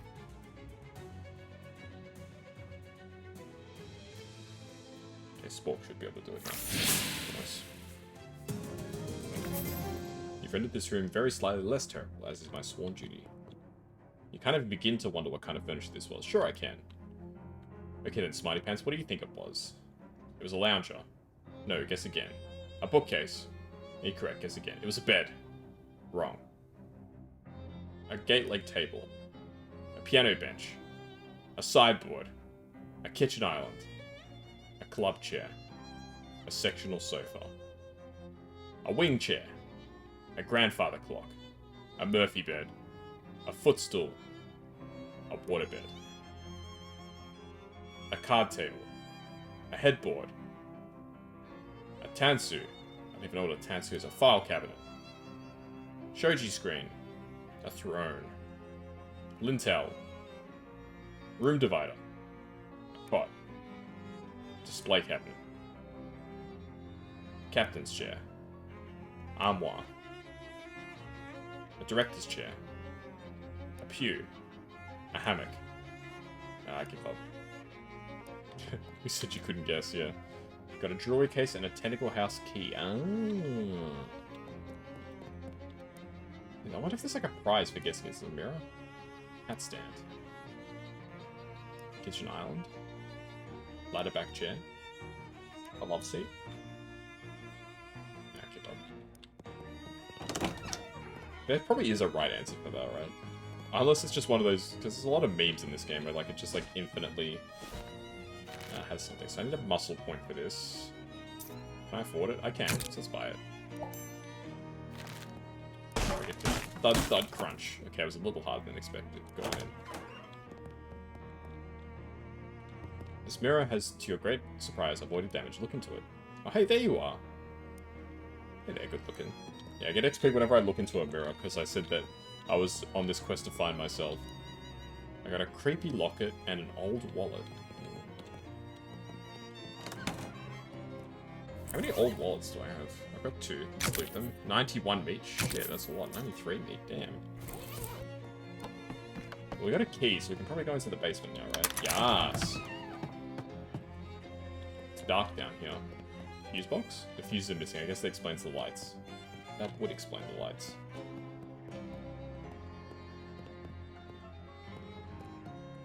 There's a big tentacle creature back there. The cell is way too dark for you to go any further. Yes, you have a flashlight, but you and I both know the flashlights are only good for making dark places visible, not for making them any less scary. Well, there is a monster back there. Does Gabby have anything to say? Hey, wow, look at it. Look at what? Gabby's skin. What? Gabby holds out her arm. Her skin does seem a little different, like it's getting tougher and leathery in places. Gabby is adapted to prevalent conditions, haha. I didn't know goblins could do that. I'm a little jealous.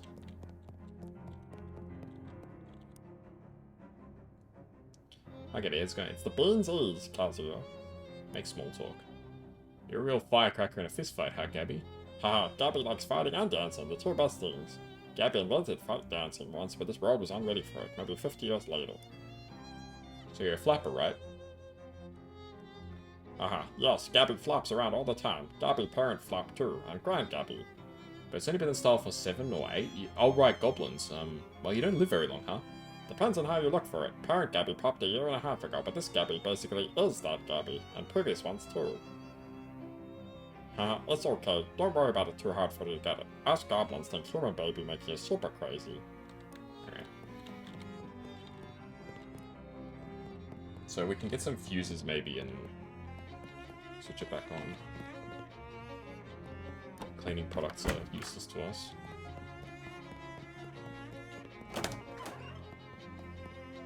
Let's head to the chop shop now that we've got the wire hanger. Gabby gives us a taffy. Okay, that's fine.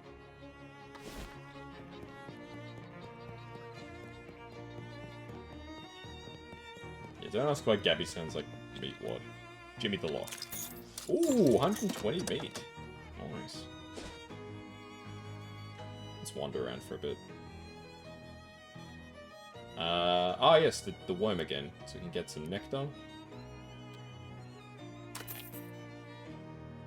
It's the man trying to get on the phone. More insect stuff. The IRS. Correct his calculations, pinch his cheek and keep walking. Well, I don't have a choice, unfortunately. Hey, Oneko. It's cute. Well, thank you. Hope you're doing alright.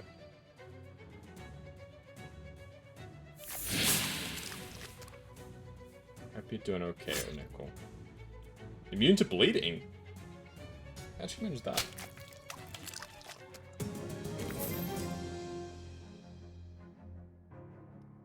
Five XP, 10 meat, bucket of chum, fish liver oil, fisherman's spear, and 30 goes stronger. Nice. Alright, let's, I think we need to go to sleep, right? That's our, like, the only thing on our to-do list right now. Yeah. Let's get some sleep. Hey, Kazuya, before you go to bed, I need you to approve a new tenant for the storefront next door. Why? Why is that up to me? Somebody's got to do it. There's 3 applicants to the place. Is this like HP Lovecraft was written by a game with a violent thief as a class or something? If you're thinking of West of Loathing, then yes. It is basically Lovecraftian loathing. Okay, what are they? The first applicant is Texas Instruments, guy from Texas selling musical instruments, I suppose. The second is Rodkin's Fine Jewelry, a jewelry store could really class up old Plunkett Street.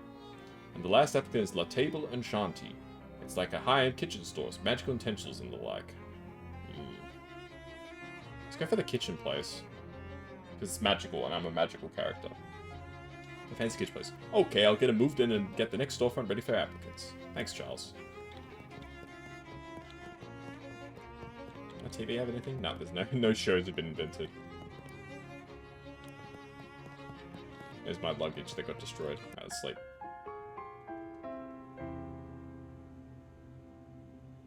Ooh, we're back in Dreamworld. There's an amusement park in Australia called Dreamworld. My luggage is on fire. All my favorite pants are gone. It's Jeff, the kid who used to bully you in 3rd grade. Make amends. Hey Jeff, listen. I just... No hard feelings, okay? I understand in retrospect that you must have had problems at home, and I just want you to know that everything is okay now. Jeff swats the overdue library book out of your hands. Ah, I see. Since this is just a dream version of you, you're still as much of a jerk as you were in 3rd grade. Jeff suddenly punches you, knocking out all of your teeth. Hey, if this was actually happening, I'd be really mad. You pick up your teeth and walk away. What a jerk. Screw you, Jeff. It's the Crimbo lady. The Crimbo lady from the refrigerator factory. Move past her. Excuse me, I need to get past you. Why? Are you in a hurry to wake up? Darling, this Crimbo, you should be making merry. Crimbo is still months away. Oh, but it's always Crimbo in dreams, dear. Well, Mary Crimbo, then. Mary Crimbo, dearie. I didn't have time to properly introduce myself before. I'm Dark Noel. In an affectionate grief is her name, she curtsies. Dark Noel, eh? You're really taking this motif seriously, right down to your evil-looking Crimbo hat. Her smile falters a little. Evil-looking? I told you the refrigerator factory. It's just a... Wait. She points to the device she's holding at her hat. It starts beeping in a fast reopening. You're telling me that you can see the special Crimbo magic with your eyes? Yes, if that's what it is. That is decidedly unfestive news. I better speak to the president. You want to talk to Calvin Coolidge about your Crimbo hat? I want to talk to the real president about you. I see. Yes, that's the problem, dear, and I'll soon see you with the solution. She scowls and jumps off the edge of whatever it is that you're sliding on. Damn. Kingdom of Loathing. There's Kingdom of Loathing was the original, then West of Loathing, and then Shadow over Loathing now. So, Accordion Thief. It might be a class, probably in Kingdom of Loathing, because I'm not familiar with that game at all. The bookshelf is not behaving the way bookshelves do when you're awake. Take a closer look. Ooh. You grab a book at random, and the bookshelf puffs out of existence. The Melting Mind. Deal an opponent's mysticality to itself in hot damage. The only way to interact with your inventory during a dream is if you had convinced Freddy to hold it for you at the exact moment you went to sleep. I did that, though. No, you didn't. I did. I asked Freddy to hold all my stuff and he said yes. You don't even know Freddy. Fine, you caught me. Hey, Chan. Yeah, that was a Friday the 13th reference. There's so many references in this game, it's great. Whoa!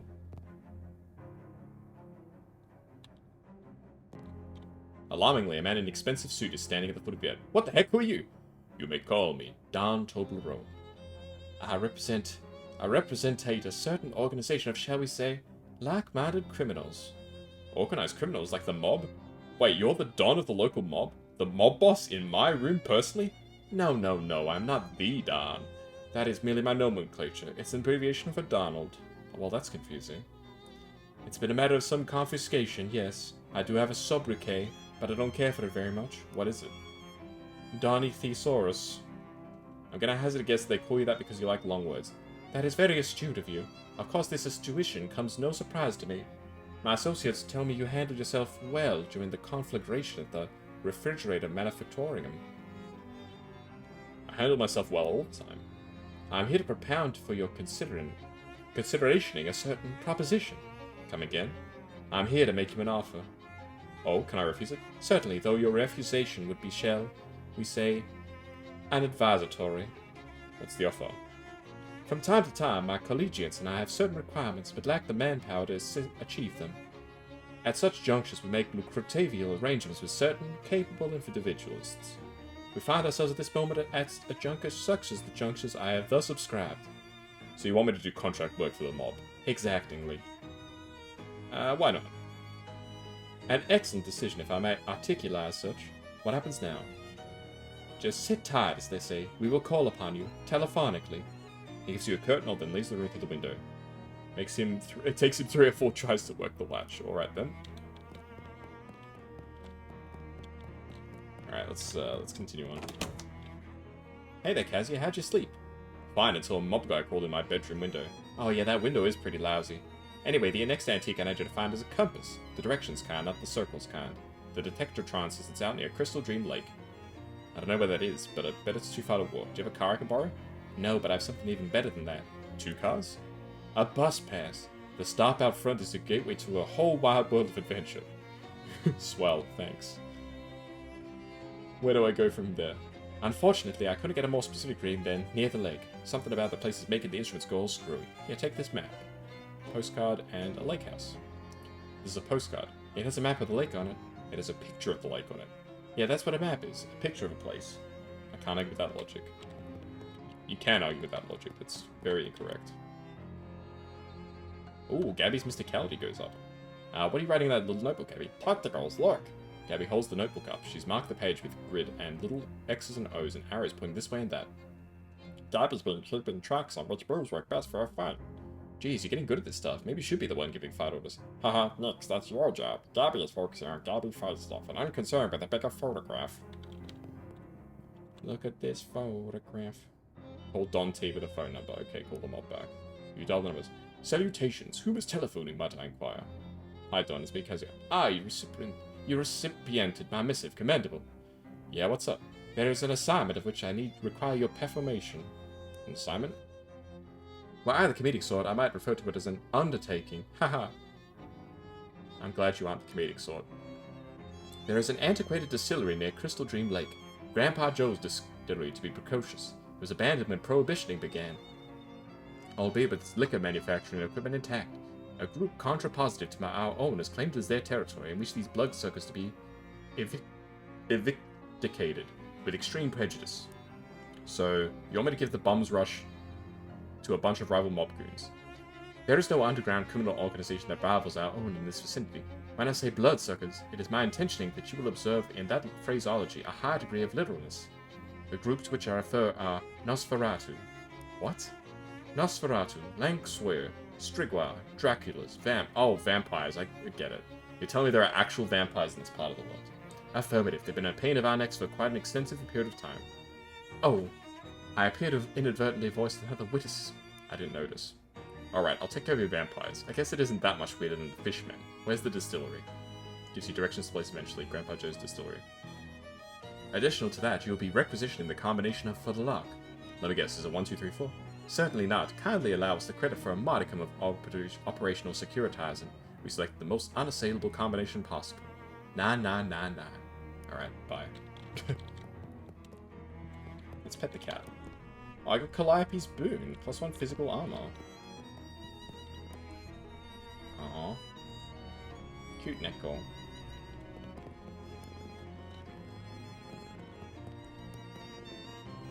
What a nice cat.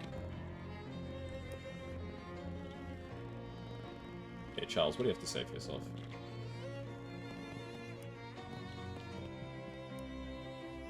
Nothing right now, alright, sweet. Easy peasy. Ah, here we go. A blonde flapper cracks her chewing gum, then gives you a shaky grin and a little wave. Talk to her. Hey there, big boy. You're Kuroneko Kazuya, right? That's me. Pleased to meet you. I'm Marley. Marley Buttons, they call me. Charms, how do you know my name? The boss sent me to lend you a hand. And to keep an eye on you, savvy? What? Hey now, I put in my 2 weeks notice before I left Poughkeepsie, fair and square. Huh? No, not that boss, you palooka. The boss. The boss? You know. She glances at both soldiers and then hisses at you. The mob boss. Oh, that, the boss. Sheesh, I can't tell if you got a school or so you're just funning with me. I'd like to keep people guessing. So what, you're supposed to partner up with me? That's the deal, McNeil. And do what? What's a 20-something girl like you doing working for the mob anyway? Hey now, ain't just a pretty face. She pulls a Tommy gun with a full-size drum magazine from behind her back, gives it a flip in the air and catches it with a mad glitter in her eyes. Holy jeez. Put that away before someone sees it. Teehee. Cripes, you have to whisper, the boss. But you're fine with waving a machine gun around the public? So are we teaming up or what? No, I don't need some crazy mob dame on my team. Huh? Sorry, sweetie, but that ain't how this works. Oh, one of those offers I can't refuse, huh? Well, yes and no. Yes and no? Yes, you can't refuse it, but no, it ain't an offer. It's something that's happening whether you like it or not. Alright, fine. Molly has joined you with a companion. Peachy, you want I should come with you right now, or cool my heels at the Purple Door for a while? Come with me right now, I guess. Hey, Gabby, you mind waiting for me at the Purple Door? Okay, you have it. You got it. Let's hit the bricks. Hit the bricks. Let's go inside here. What's this place? Hi, I'm Kazuya. Ah, bonjour. My name is Antoine. If there is anything I can help you with, do not hesitate to ask. Great, thanks. Are any of your kitchen implements magical? Ah, I see you are a man of discerning tastes. For purposes of safety, I keep les utiles magiques in the rack behind me, but I will be happy to show them to you. What's for sale?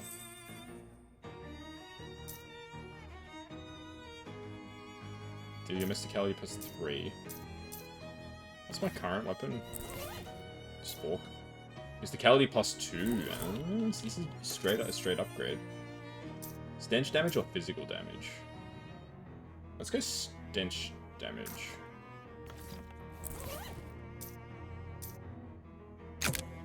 Yeah.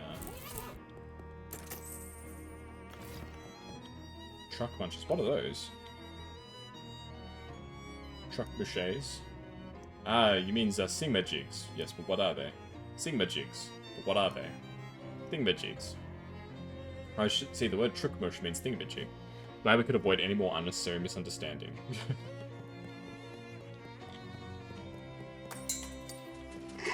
Oh shit, I only got one over. Take a bus somewhere. Crystal Dream Lake.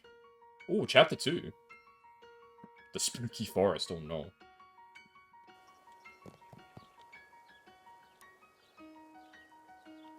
Not really interested in talking to Molly. The lighthouse keeper, presumably. Talk to him.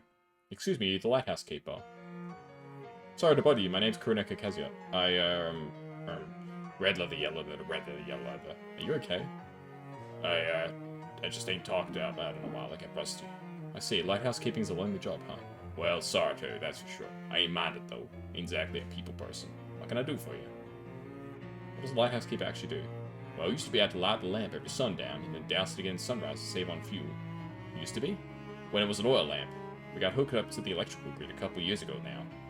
So now I just leave it on all the time. About all I have to do is change the bulb once in a while. Sounds very boring. Nah, I never get bored, always plenty to do. You must have a bunch of hobbies. Yep. Got a book, and a whittling knife, and plenty of middle distance to stare into. How'd you get into this line of work? Oh, my family's always been lighthouse keepers on both sides. Ma and Pa kept lighthouses within sight of each other. Used to wink the lights back and forth once in a while. Oh, that's kind of romantic.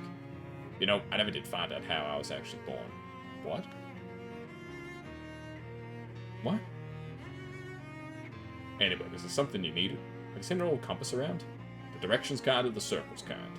Directions. Yeah. Got an old one I picked up at a real estate sale about 20 odd years ago, I reckon. I'd show it to you, but it's upstairs and the lighthouse is flooded. Flooded? Yeah. Filled right up to the top. Have a look through the window there and see if you see, and you might see a fish pass by. How'd that even happen? Pump broke. I mean, how does the lighthouse just fill up with water? We ain't even below sea level here. Something to do with tides, I reckon. This is a lake. Anyhow, I need a Glaxton valve to fix the pump. There's a hardware store down the road a piece if you mind to help out. Alright. Yeah, it's filled with water. Do some cooking. Fancy foods. Ooh.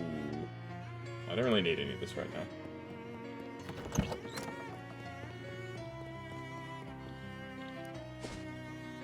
Let's head to the distillery.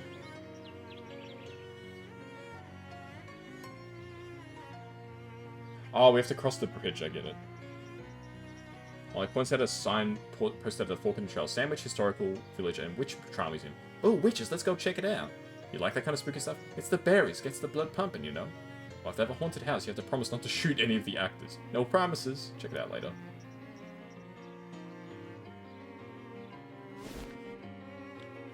Oh, vampire. A spooky looking lady is guarding the front of the old distillery. Presumably she's a vampire. She looks spooky enough to be a vampire. Is that racist? That's a great question. She glares at you as you approach, her eyes flashing blood red. Be gone from this place, you have no business here. I do actually, I'd like for you to invite me inside. What? No! Don't you have to? I thought that was one of the big vampire things, that if someone asks you to invite them inside, you have to do it. That is nearly the most opposite of true, that is impossible for it to be. Oh, darn. Leave this place at once, or the consequences will be most dire. Oh, come on, don't be like that, what's eating you? If you do not leave, the question will be what is eating you, and the answer will be me. Haha, that was pretty good. Haha, yeah, you really set me up for that one. I'll just fight her. Heck, she's just one vampire, you think to yourself. How hard, to yourself as you crack your knuckles and already open. How hard could this be? As if she's hearing your thoughts, she snaps fingers, and a couple of slavering, not quite human creatures emerge from the shadows behind her. Oh, great. Ugh.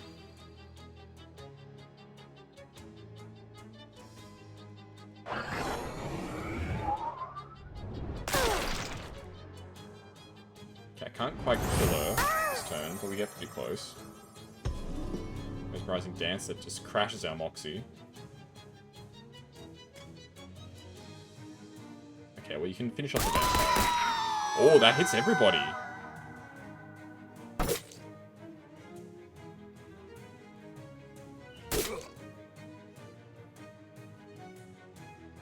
That's nice.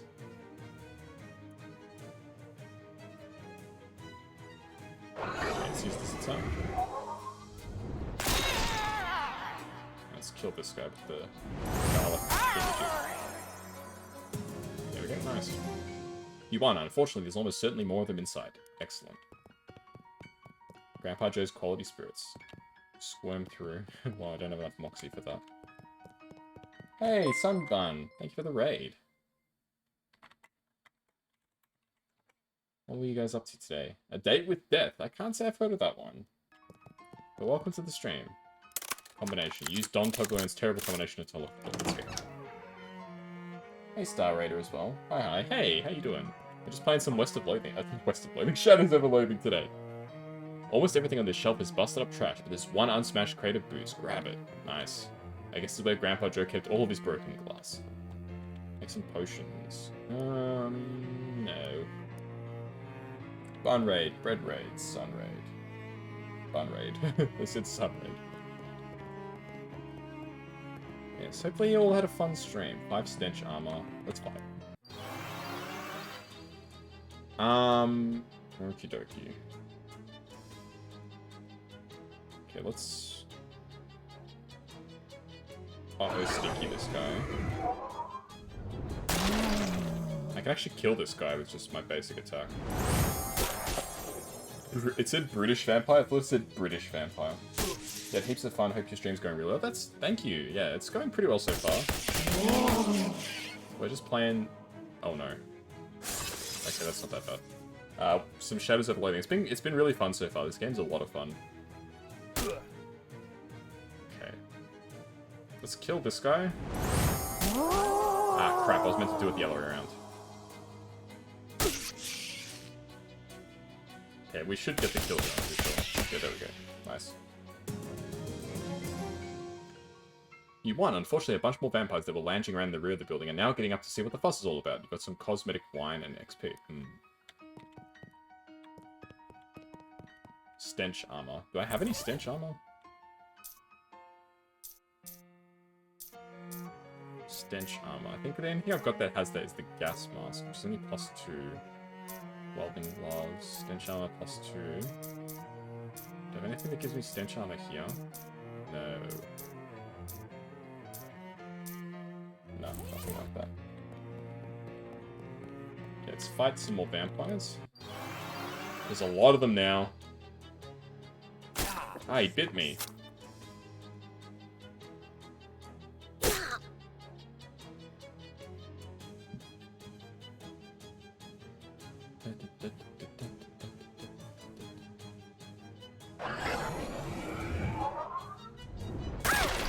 I can almost kill you. La la la. Stench armor. Oh no, that blocks my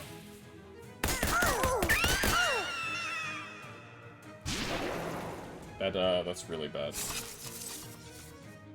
Because my attacks is all stench. Ah, shite.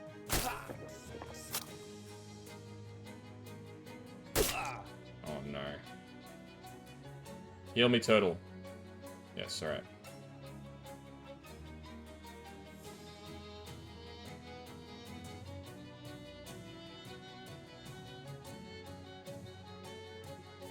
I think it does like splash damage.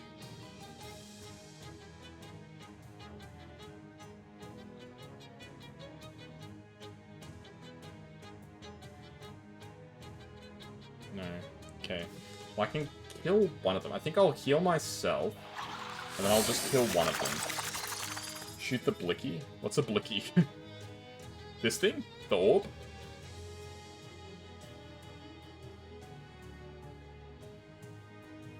Well, the only one I can kill is this guy, so let's kill him.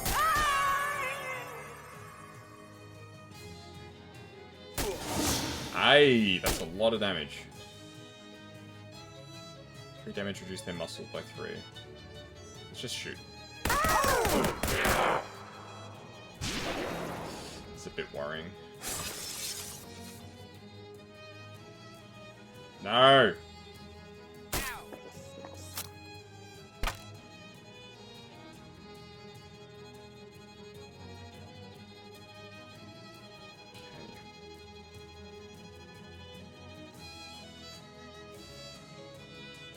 I think I'll heal again. And then attack this guy. Yeah, we're not doing so hot right now. Yeah, there goes Torty.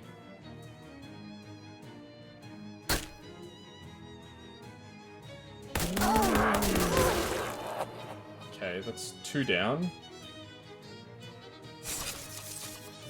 Hey.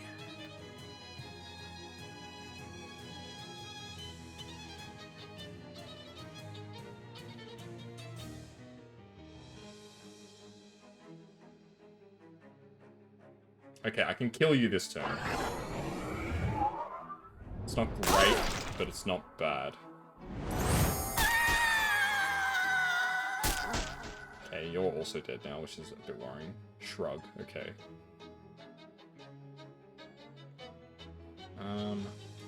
So I can deal 9 damage, so I can kill you in 2 turns.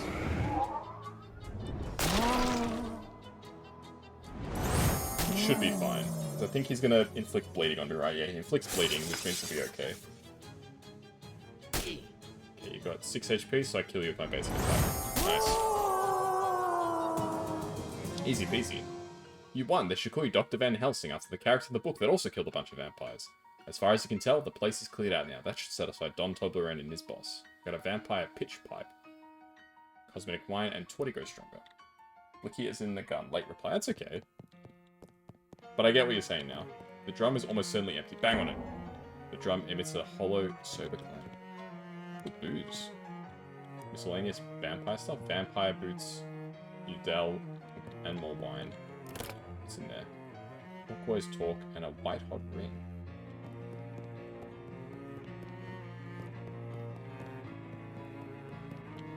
Well, I can't translate this out of the hobo code. I haven't learned enough hobo code yet. Can I go back to... I can go back to the bus stop. Interesting. Not for now. Let's just keep exploring. I don't see the point of going straight back to the city. Ah, nuts. Hold the line. I stepped in some kind of weird mushrooms. Spores all over my good dancing shoes. Hey, thank you, Diddy Kong, for the follow. It means a lot. But crying out loud? Dancing is in actual dancing, or is it a backily shooter? Why would I want a different pair for each? They ain't that dissimilar. She wipes the spores off of her high heels with a leaf and hands it to you as though you'll know what to do with it. It's a potion, okay. But thank you for the follow, Diddy Kong. Hope you're enjoying the stream so far. After a short hike, you find a small hardware store nestled in the sparse woods surrounding the lake. It's the very model of a down-home country hardware store. That was a really hard sentence to say. Except it doesn't have any old-timers sitting out front chewing the fat. Maybe it's their day off, or maybe they run out of fat. Let's look around. Ooh, hobo code. The code reads, nice man, asking for candy. Neat. Hello, sir. You're the proprietor, assume. Welcome to the Valley Hardware, best hardware store in the Crystal Dream Valley. Because it's the only hardware store in the valley? No, because it's the only hardware store in... Ah, shucks, fella. You preempted my joke. Sorry. Nah, no hard feelings. Good to see a new face around. What can I do for you? Can I have some candy? Why, sure, here you go. He pulls out a piece of hard candy out of a jar from under the counter and hands it to you. Thanks. Ask about a valve. Oh, sure, what do you need? I think it was Glaston? No, it wasn't. Something else. Glaxton?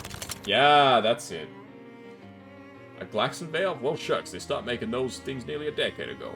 I guess there's a slim chance there's one in the back room. Ain't been there since termites got in the inventory. Or maybe after it got flooded. Anyway, it's a real biblical-style disaster back there. Here, I'll unlock the door for you so you can look around. If you find a Glaxton valve in that mess, you're welcome to it. Thanks. Mind for stepping there. What do we have for sale? Battery, hat lining... as skill. Deal 3 damage to 3 different enemies. Yes, that's exactly what I need. Steel-toed boots. Sure, why not? We'll buy it. Muscle. Bonus damage. Matches. Let's buy some more matches. You never know when you can use it. Oh, fuses. Might as well buy, like, most of this stuff, right? It seems like a lot of this stuff is useful. We've got fish in a sack that we can sell. Anything else we can sell? Not really. I do have some books that I can read now that can teach me some stuff. Let's go cooking with power tools. Stilton splatter. It's an appendix full of advanced recipes you could memorize if you really put your mind to it. We'll hit 2 additional targets. Damn, that sounds really good. The melting mind is the one that I really want, though. You read the weird book, including all the several page-long footnotes, the parts in different face types and orientations, and the parts written in languages you don't speak. You cannot but think there's maybe more to the story than this, though. Maybe you should read it again. If you do, Mind Mail will also heal you for 5. That's really nice, but I don't have a whole ton of XP. Anything else around here that I can... Oh! Interact with? I'd send it to the storage. Oh god. Waterlogged garbage. Worthless. Wrecked. And of course there's this gateway to beyond the other realm. Let's see. You step through the hole in the door and immediately feel a sickening lurch in your stomach and a burst of "this was a bad idea" in your mind. Like when you hit the first drop on a traveling carnival's rusty and hastily assembled roller coaster. After a moment, when the feeling has subsided enough, you open your eyes and look around. It looks like you're still in the same place you were, except someone came in and cleaned everything up while you weren't looking. Huh? Ah, is this like the room in the past, I guess? Make some stuff. No.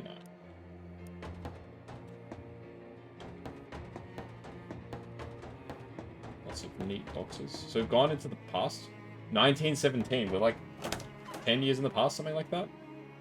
As you leave the storeroom, the shopkeeper spins around. You both stare at each other in surprise.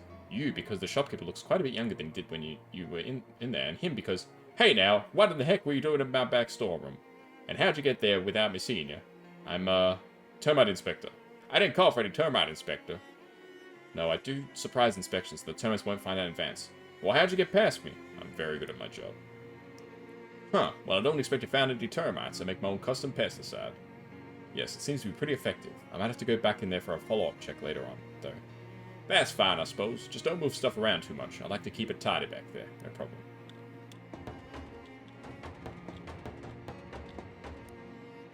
Welcome to Valley Hardware, best hardware store in Crystal Valley. Because it's the only store in the valley? That's a good one, I'll have to remember that. I'm sure you will. What can I do for you? I'd like to buy one of those new Glaxton valves. Sorry, government fellas bought my entire stock. What? Yeah, for the big dam they're building. I can order you one, though. How long would that take? 6 to 8 weeks. Would you mind holding it on to me if I'm not back right away? Oh, sure, that's no problem. How long do you figure? 11 years? What? No, forget I said that's not a problem. Well, nuts. Listen, I can tell you they bought a heap more Glaxton valves than what they're gonna need for that dam. If you go up to the worksite, you might get the foreman to sell you one of their spares. Where is it? Southeast end of the valley. You got a map? Well, I have a postcard. Crystal Dream Lake. I never heard of that, but it's got a little picture of the dam on it, see? That's about the same place relative to here. Great, thanks. Let's go at the outhouse rentals. You're renting outhouses? I mean, you're renting outhouses? Oh, yeah, at least I was. Now that indoor plumbing's starting to get popular, there's no market for them anymore. Just got the one left, and after that, I'm calling it quits and putting up new ones. Can I rent the last one? 200 meat? It'll be 200 meat up front for the installation, and half that each month afterwards for maintenance. What maintenance do you do? I dump some powdered lime down the hole, clean out the ventilation pipes, and check for splinters. And once the pit starts to get full, I move the outhouse over a couple of yards and dig a new one for you. Plus, you get a free subscription to the local newspaper. Sure, I'll pay you. Great, where do you want me to put it? The Sandwich Museum. They already got a pretty state-of-the-art toilet facility there. But, well, never hurts to have a backup, I suppose. Alrighty, I'll get the pit dug tomorrow and have the outhouse finished the day after. What else can I do for you? What do you have for sale? Oh, he's got more stuff. Let's buy another fuse. Let's buy more matches. Okay, easy. Can I go outside or no? Ah, no, I can't.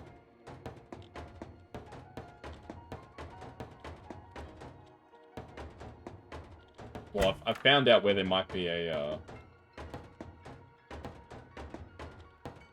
whatchamacallit? A valve. Combat skills. Yep, so we've got more combat skills now, which is good. Talk to the old man again. Can you give me some more candy? You know that I do, but you also know that I just gave you some. Don't be greedy. Yeah, alright. Sweet. Museum. Ooh. Two things which are hard to describe, but let's say you're more or less like smoking holes in space through which you can see the faint light of distant and dying stars float up to you with an air of menace. The two orbs squint at you, and Dark Noel's voice echoes inside your head in a way that makes your eardrums itch. Well, well, if it isn't my favourite holiday party crasher, perhaps I need to be more explicit about the fact you weren't invited. I don't really get the holiday thing. I like Crimbo, okay? It's my thing and I'm sticking with it. You must have had a weird childhood. You... That's none of your business, and neither's the rest of this investigation. Or whatever you think you're doing. You need to learn to keep your nose out of other people's affairs. I'm just trying to find my uncle. How about you keep your nose out of my affairs? What a disagreeable little urchin you are. Do you know what naughty children find in their Crimbo stockings? Yeah, a knuckle sandwich. The badass, epic hero line. Shadow bonk. Bonk. These things are creepy as hell, man. There we go. Sandwich museum. Oh. Flush yourself through. This outhouse is one of those time portals in it because it's apparently impossible for us to make a game that doesn't include a bait and Day of the Tentacle reference. Flush yourself through. Oh, I get it. I can put the outhouse in different places to travel back in the time at them. That's cool. Oh, hello, come right in. I didn't mean to intrude. Not at all. I'm always glad to have visitors when my husband is out riding the circuit. My name's Kazuya Kuroneko. A pleasure. I'm Teresa Danforth. Fish. I do like that you can fish just about anywhere. A handful of clean water. What an unusual outfit. Whereabouts are you from? I guess you could say I'm from Ocean City. Oh, the big city. There must be much more exciting than our little village. Ah, don't sell this place short. The city is more modern, that's all. You said your husband's riding the circuit? What's that mean? He's a judge for the county. Most of the little towns out this way are too small to have their own courthouse and judge, so they save up their legal matters and Clarence rides around to settle things once a month or so. That must take a while. Does it get lonely while he's away? Our boy Tom and I keep each other company well enough. Your husband's still out riding the circuit? Indeed, Clarence will be gone for many days, but our boy Tom and I like to keep each other company well enough.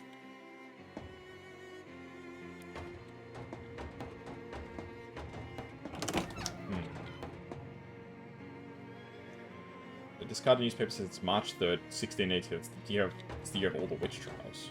Oh!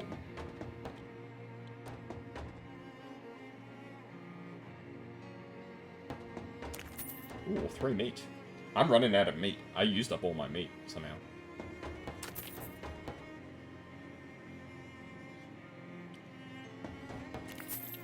Nice, got everything. What's with this horse? Somebody led this horse to water, but the horse is finishing the job itself. The sign is written in crayon. Today is the trial of Patricia Williams, who stands accused of stealing Tom Danforth's pocket watch, making a dumb-looking doll, writing Peter Proctor's a stinky, rude word head on the wall of the outhouse. A group of 3 kids is gathered around a little girl holding a doll. Order, order, come on, if we're gonna have a trial, we gotta do it properly. I don't see why we gotta have a dumb old trial anyway, we all know she's guilty. I didn't do anything, why are you all so mean to me? 'Cause you're weird, and an outsider. I only live half a mile down the road, I was born here. Yeah, but your family's outsiders. Your father wasn't born here. My family's been here for like 60 generations. Closer to 4 actually, but the larger point stands. The little girl bursts into tears. Let's intervene. Hey kids, what's going on here? Huh? Who are you? I've never seen you around here before. My name's Kazuya. I'm a traveler. Well, we're having a trial for that crybaby Patricia. I'm Tom, the judge, and that's Delia, the jury, and Peter's the executioner. Executioner? Holy jeez, kid. Well, we're not gonna literally execute her. Probably. My pa says you shouldn't decide on the punishment till after the conviction. Uh-huh. Well, how's it going? Not great, Patricia just keeps crying instead of presenting some kind of proper defense. I see. Mister, will you be my attorney? Attorney. Will you be attorney? Oh, well, that's a good idea, actually. Then you can present the case as she can cry as much as she wants. How's she gonna pay for it? My father ain't gonna lend attorney fees to some slanderizing crybaby. I'll do a pro bono. Oh, thank you. So what's the trial about? The defendant stands accused of 3 crimes: stealing town Danforth's, that is, my gold pocket watch, defacing the public outpost with a very rude slogan about Peter Proctor making a weird doll. I didn't do any of those things. You got the weird doll right here. Look, it's got 3 arms. That's weird. But it was regular when I made it. Okay, what do I need to do? Well, we're at the trial where the defense would submit evidence that contradicts one of the charges. What are the charges again? Pocket watch, outhouse, the doll. Okay, I'll be right back. You can't just leave her in the middle of the trial. Yeah, but what if I have to go? That's what I'm saying, you can't. No, I mean, what if I have to go? You know? Oh, well, look, kid, I can't just unload in the middle of a church. Jeez, mister, alright, fine. I hereby suspend the trial for a short recess. Thanks. Yeah, I gotta go. I gotta go take a massive crap. Sandwich gazebo. Vagrants not welcome. That's not very friendly. Let's vandalize it. Scratch the knot off the sign. Take that authority. Yeah, screw you. Oh, we can go fishing in the horse trough. Better not. You might accidentally give the horse a lip piercing, and who knows how long it'll be before those become fashionable. That is a fantastic point.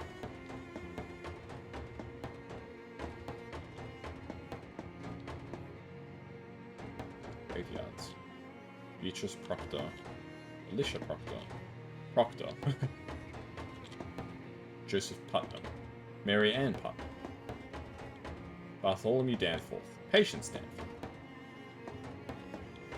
I think those are the names of actual people in the witch trials. State-of-the-art toilet facility. Investigate.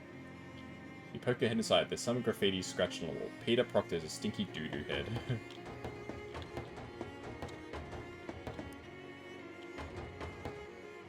This leads to a root cellar, presumably. With an expensive German combination like a 5-letter word, enter a combination. Oh, I don't know shit.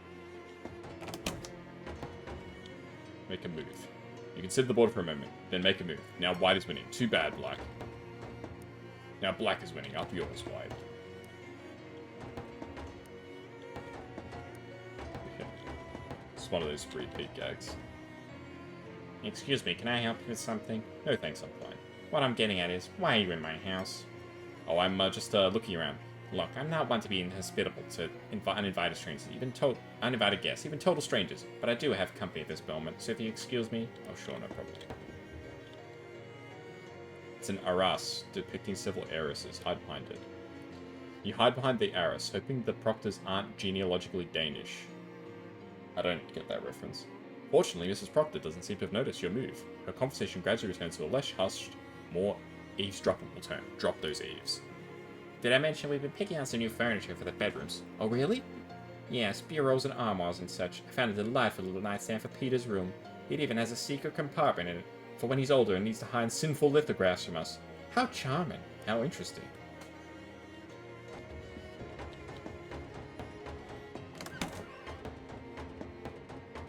So I'm guessing we have to go back and forth in time to have evidence that proves that she's not guilty, right? Was home to a terrifying witch cult until all the inhabitants were convicted and convicted and executed in witch trials. The village stood empty and uninhabited for hundreds of years, coming to explore the town of Lone. This was the residence of the Danforth family, stood inside the Lone. Identical off-white stuff. Ooh. Danforth residence had been converted into a gift shop for your convenience. Why not take home a jar of sandwich cream that was this village's chief export, besides witchcraft? A black cat is staring glumly at a dish labeled Hecate. Hecate. Okay. Rubbing paper. Okay. Apparently it's a quest item, so we need it. And sandwich cream. I don't really want sandwich cream. Sounds kind of gross, honestly. Sandwich cream. Putnam House, which has been partially burned down in extremely witchy circumstances. Antique rag doll. Has a bunch of odd pins and needles stuck into it and has the word boring embroidered across its front. This little plaque on the front says, witches frequently use special dolls called poppets to curse their enemies. This one was apparently made to target a Mrs. or Mrs. Boring, though no one of that name listed in town records. And then in tiny text at the bottom of the plaque, the pins were not found with the poppet, but were added for demonstration purposes. Interesting. An old book. It appears to be the diary. The little description says, Diary of Delilah Putnam. So that confirms that. Mostly, it doesn't look interesting enough to be worth deciphering the archaic Kuroneko Spanish, so flip ahead to the last page. 6th of March, 1682. Ugh, I hate that Peter Proctor so much. He thinks he can just go around being as mean as he wants to everybody, just because he has lots of money and lives in a big house and all. I should have a much stronger curse. I should have used a much stronger curse. It would have been worth all the trouble to stop reading. Security guards keeping a close eye on things in here, which isn't difficult because there's only 2. Hi there. Hello, welcome to Putnam House. Please don't touch the exhibits. Asking about the exhibits. You simply do. I'm sorry, sir. I just paid to stand here and keep an eye on things. I don't actually know anything about the exhibits. Oh, guess that would work. That's fish. Hey, Willow, how you doing? Ooh, meat. I'm getting meat out of the well. Ooh, more meat. Ah. Can I fish in here? Yes, I can. What do I get? More meat? Saddle shoes. Ride the ground like it's a horse. No thanks. Cola Wars MRE. Okay. Fish in the sack. Nice. This is well for water, so please don't throw meat into it. Oh no. Looks like that change you made to the sign had an effect. There's a hobo hanging out here eating sandwich cream right out of a jar. This looks interesting. Yeah, it's fun. Hi there, enjoying that sandwich cream? Sure am, can't get enough of the stuff. That's probably why everyone calls me Creamy Steve. Ugh. Probably, yeah. Best sandwich cream in the tri-state area right here. It's a traditional recipe. Asking about the hobo code. Sure, I know 2 words. Is one of them cream? Yep, and the other one is here. Tell me about the hobo camp. You know, there's a hobo camp over by Ocean City. I bet they'd be interested in this cream. Oh, you think so? I'd love to share this with other like-minded individuals. Sure, you could set up an extremely specific trade route. Sold! Creamy Steve runs into the gift shop to get some more cream for the road. Okay. Well, that was a nice little thing. Sandwiches here, but vagrants welcome. Yes, we did it. Dilapidated altar. There's some brown splotches that are quite probably jam. The altar where the town's witches perform their horrifying sacrifices. Note the bloodstains. In 1692, the inhabitants of Sandwich were executed in the witch trials that were popular at the time, as evidenced by this old signpost announcing one such trial.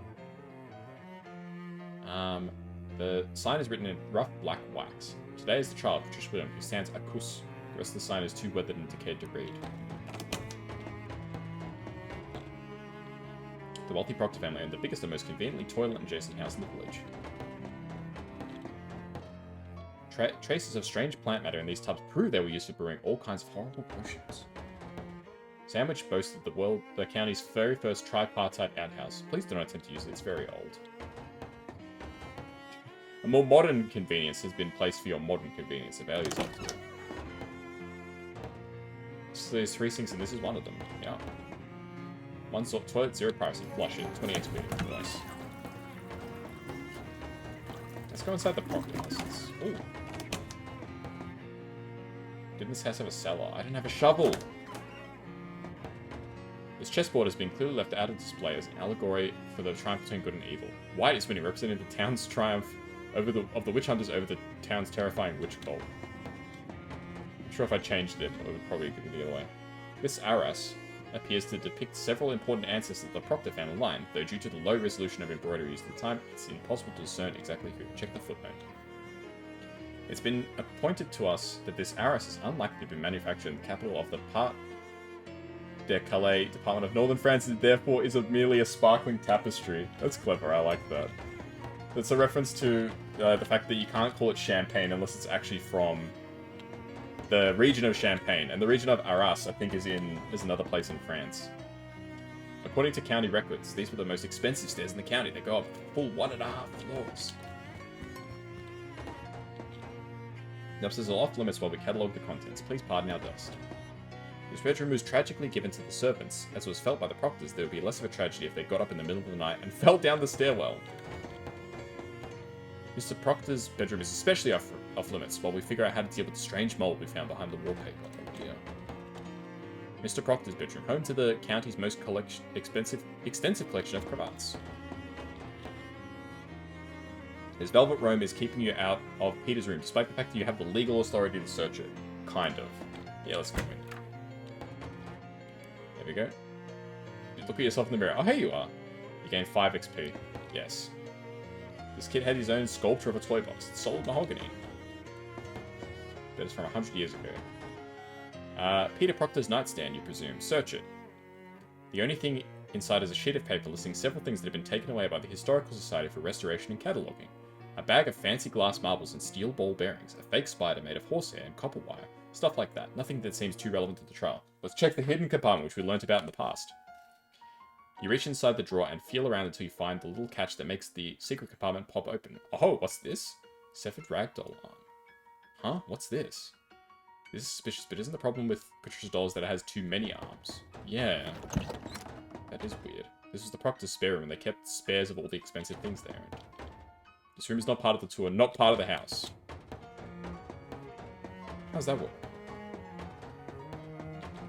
The stairs just keep going until they hit the wall. Seems like rich people just have weird taste. You can say that again.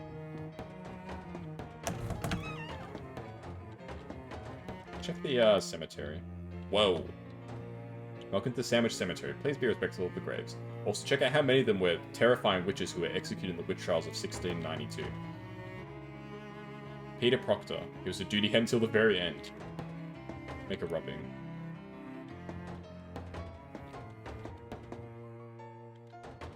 Nicholas Proctor. Wait, what the hell? He looks to be 230 years old. That's gotta be a typo, right? Alicia Proctor. Abigail Proctor. Beatrice Proctor. John Putnam. Joseph Putnam. Millicent Putnam. Mary Ann Putnam. Delia Putnam. Thomas Danforth. Clarence Danforth. Teresa Danforth. Patience and Bartholomew.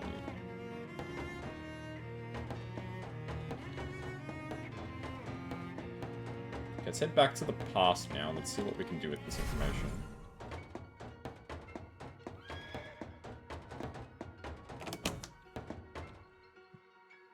Okay, I'm back. Where were we?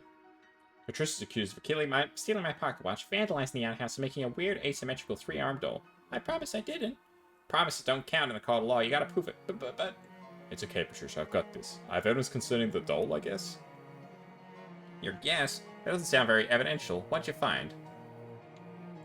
Well, I found this little arm that looks like it was torn off a rag doll, but if Patricia's already has 3... Let me see. Oh, yes, this is mine. Look! Patricia holds up her doll, showing you the stitch that she fixed the hole left by the torn off arm. Wait, your doll was originally a regular 4-armed one? Uh-huh, I made it based on yours because I thought it was neat. Hang on, a 4-armed doll is regular in 1692? Not everywhere, but around here, yeah. I get so bored, I wanted something different. So I made a doll with 4 arms. But I'm not allowed to be different, so I had to tell Ma and Pa it was just the regular fashion with dolls, and I don't know, it just became a thing. I think I get it.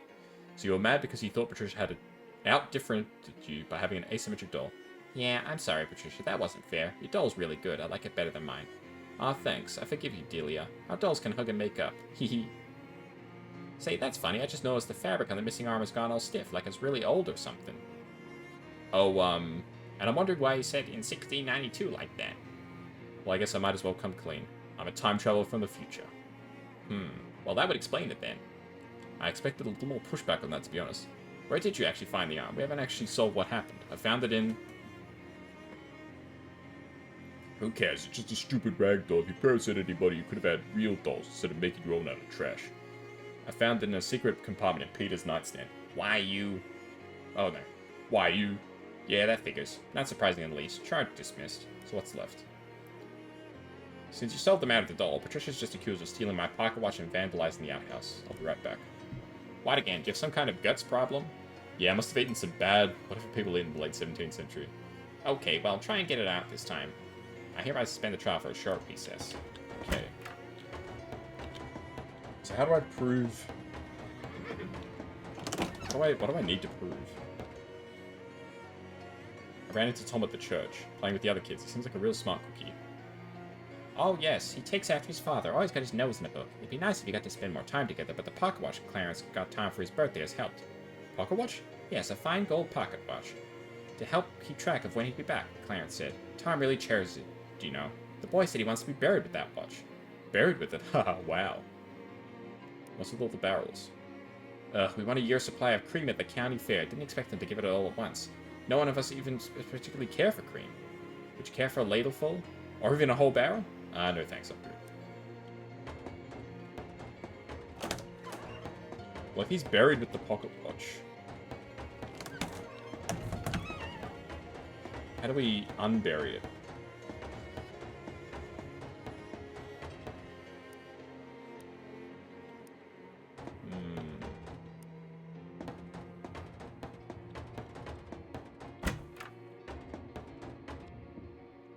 We still can't go through there. I need a shovel, that's what I need. I don't know where to find a shovel. Let's go back into the present.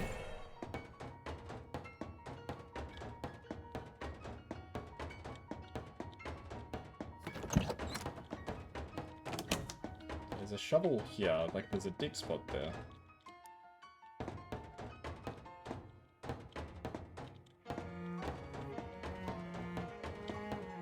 Yeah, and if I have a shovel, I can dig up Tom's grave as well to get the pocket watch.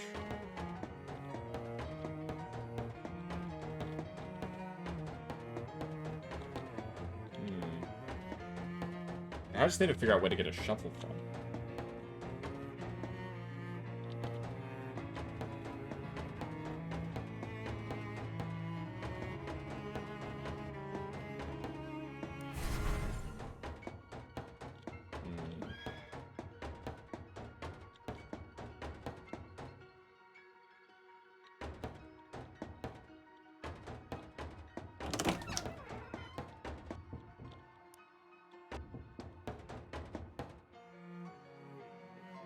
Yeah, so she's not going to let us go past.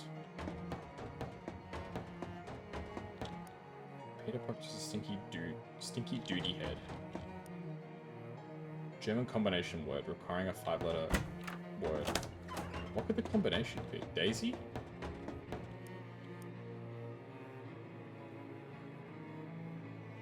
Oh, there's only limited letters.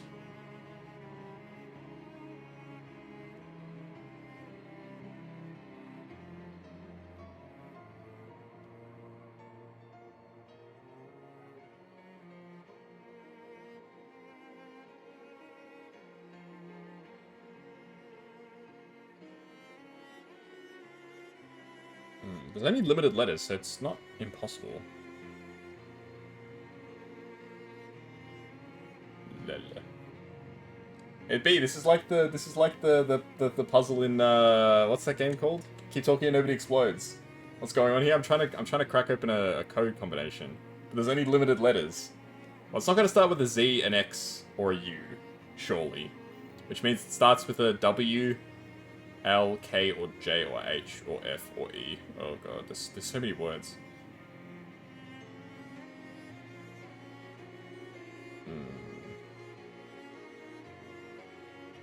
It seems like it's the same letters in every slot.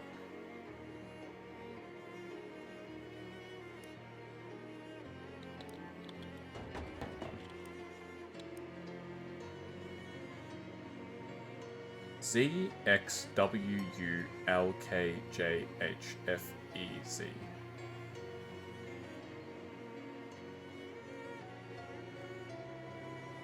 W, H, E, L, K? I think that's a word, right? Welk? No. What are the different letters in each? Okay, I'll start from the top. Z, X, W, U, L, K, J, H, F, E. I mean, Welk is a word, is it not? Velf.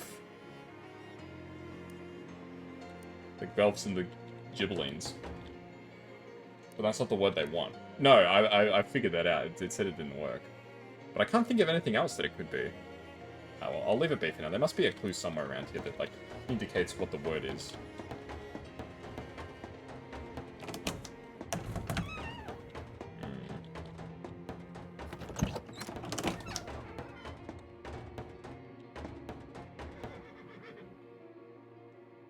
It's March 3rd, 1692. That's a few days before the last entry in the diary from Putnam House. Open the sandwich. Don't break the law, please.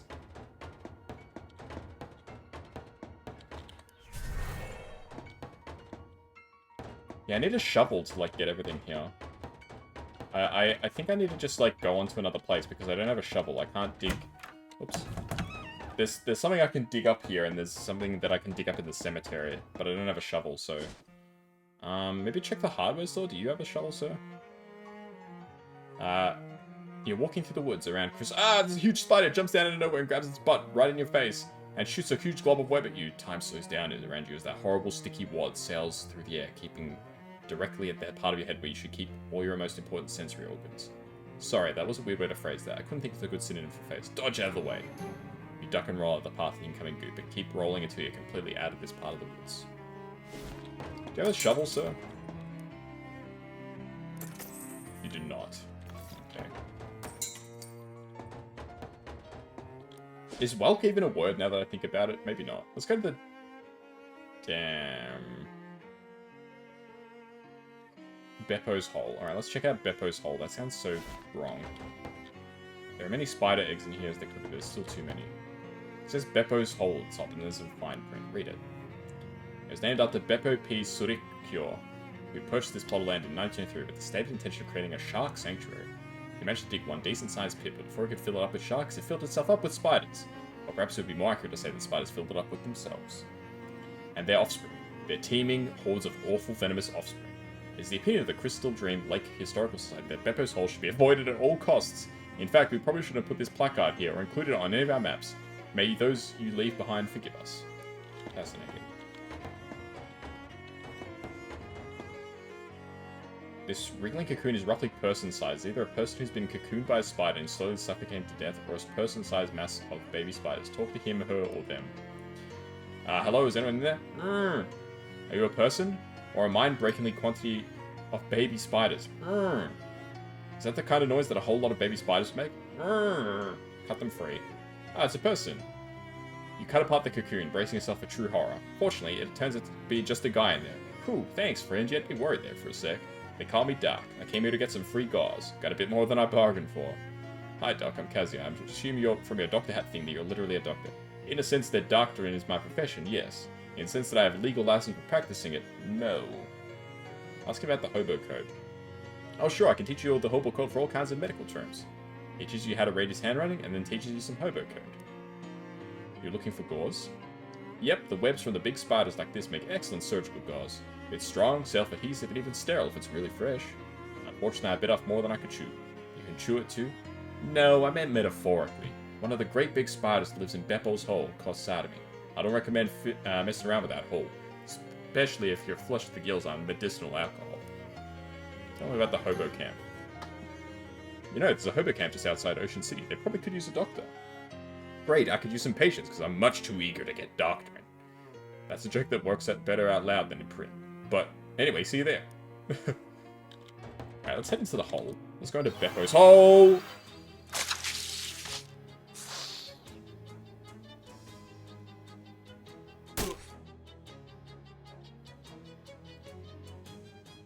Let's splatter. Oh, that's so good!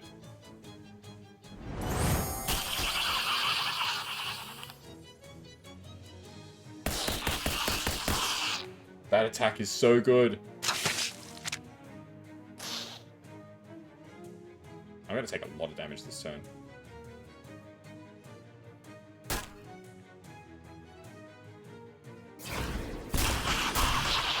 Nice. There are now slightly fewer spiders in Beppo's Hole. You got a spider fang. Okay. Spider venom sac. Spider eggs. Creepy forest fetish. Fewer spiders is better spiders. Okay, let's fight some more. Is this just like an infinite thing? I think this might just be an infinite thing.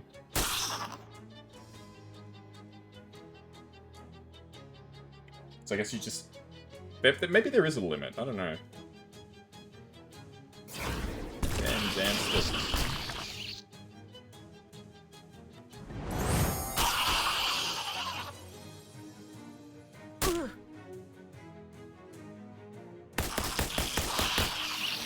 She couldn't kill either of them. Damn.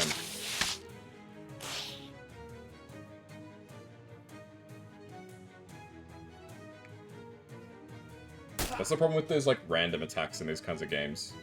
There's a good chance that you don't kill either of the enemies, and then you kind of screw yourself later. Yeah, it looks like it's just a... whatchamacallit? Repeatable sort of fight. Let's keep heading to the dam. We'll see what's going on in the dam. We'll probably start getting ready to wrap up, I think. You happen upon a small rest stop type area just off the path with a rickety old picnic bench and a square brick bunker that's presumably a public toilet, although a sign at the door says out of order, and the sound of flies buzzing inside doesn't incline toward testing that claim. There's also a meat-operated blue-collar cooler, which still has a couple of cans of soda in it. Although judging by the rust, it doesn't look to have actually cooled anything in a while. Check the meat return slot. Hey, there's 5 meat in there, lucky break, let's buy a soda.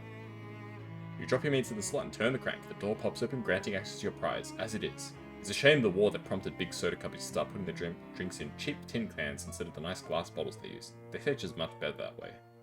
Continue along our way.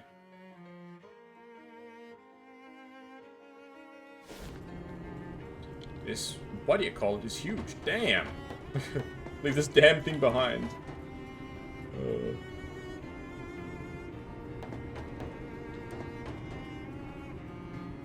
The humor in this game is so great, I love it.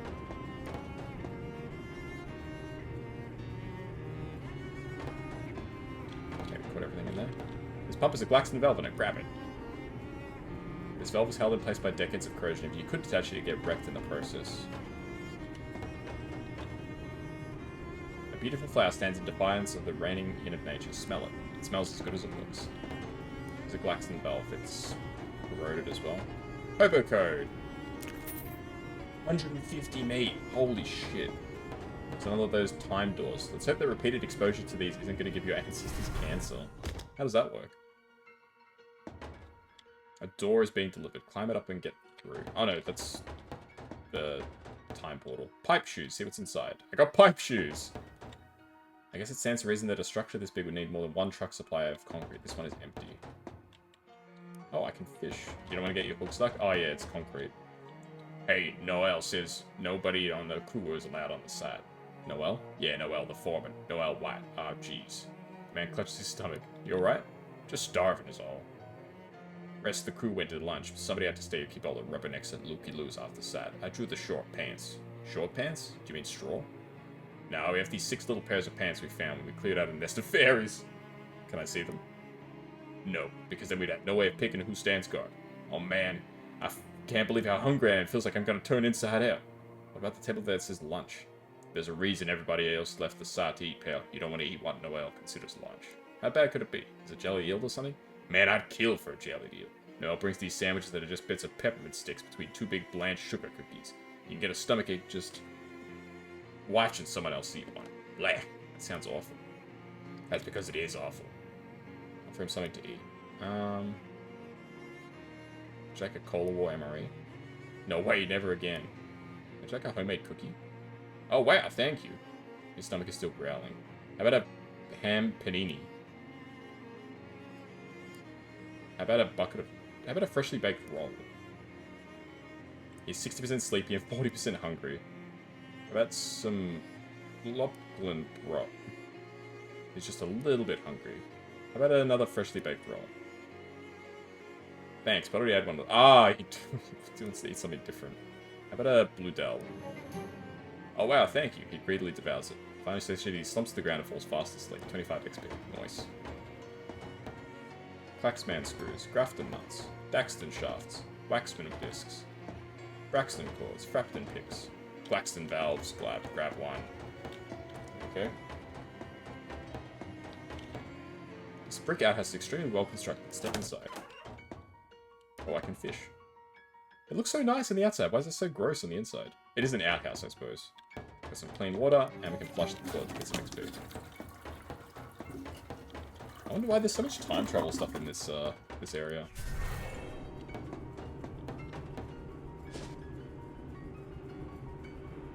Let's head back to the lighthouse and hand in the this thing.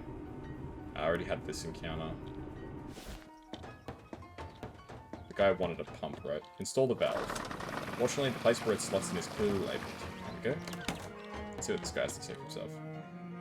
Hi. Hi. Hello again. I installed the valve. I've been watching the water level through the window here. Should be dry enough for our purposes now. Come upstairs. He disappears through the door behind you. Follow him. Alright, I think we'll leave it there. Seems like a good a place as any to leave it. I don't have any side quests? What do you mean I don't have any side quests? I can get some skills. Do I want any skills right now? Let's get Bewitch. After Quad Infinity. Let's get this as well. Blur Brilliance. Yeah, it seems good. I probably want all these skills eventually. But it does take a while to get some XP. Cool. So I think we'll leave it there for today. So we got through quite a bit. We're up to Chapter 2, we did some side quests, did some exploring, and we're about to find out what's in the lighthouse. I can't remember why we came here. That's right, we had to get the compass. So another one of those cursed items. So yeah, it's been a lot of fun. I'll catch you all again next week. Same time, same place. Well, actually, no. It'll be back to Tuesdays. Back on Tuesdays. Back again. See you next week. Bye-bye.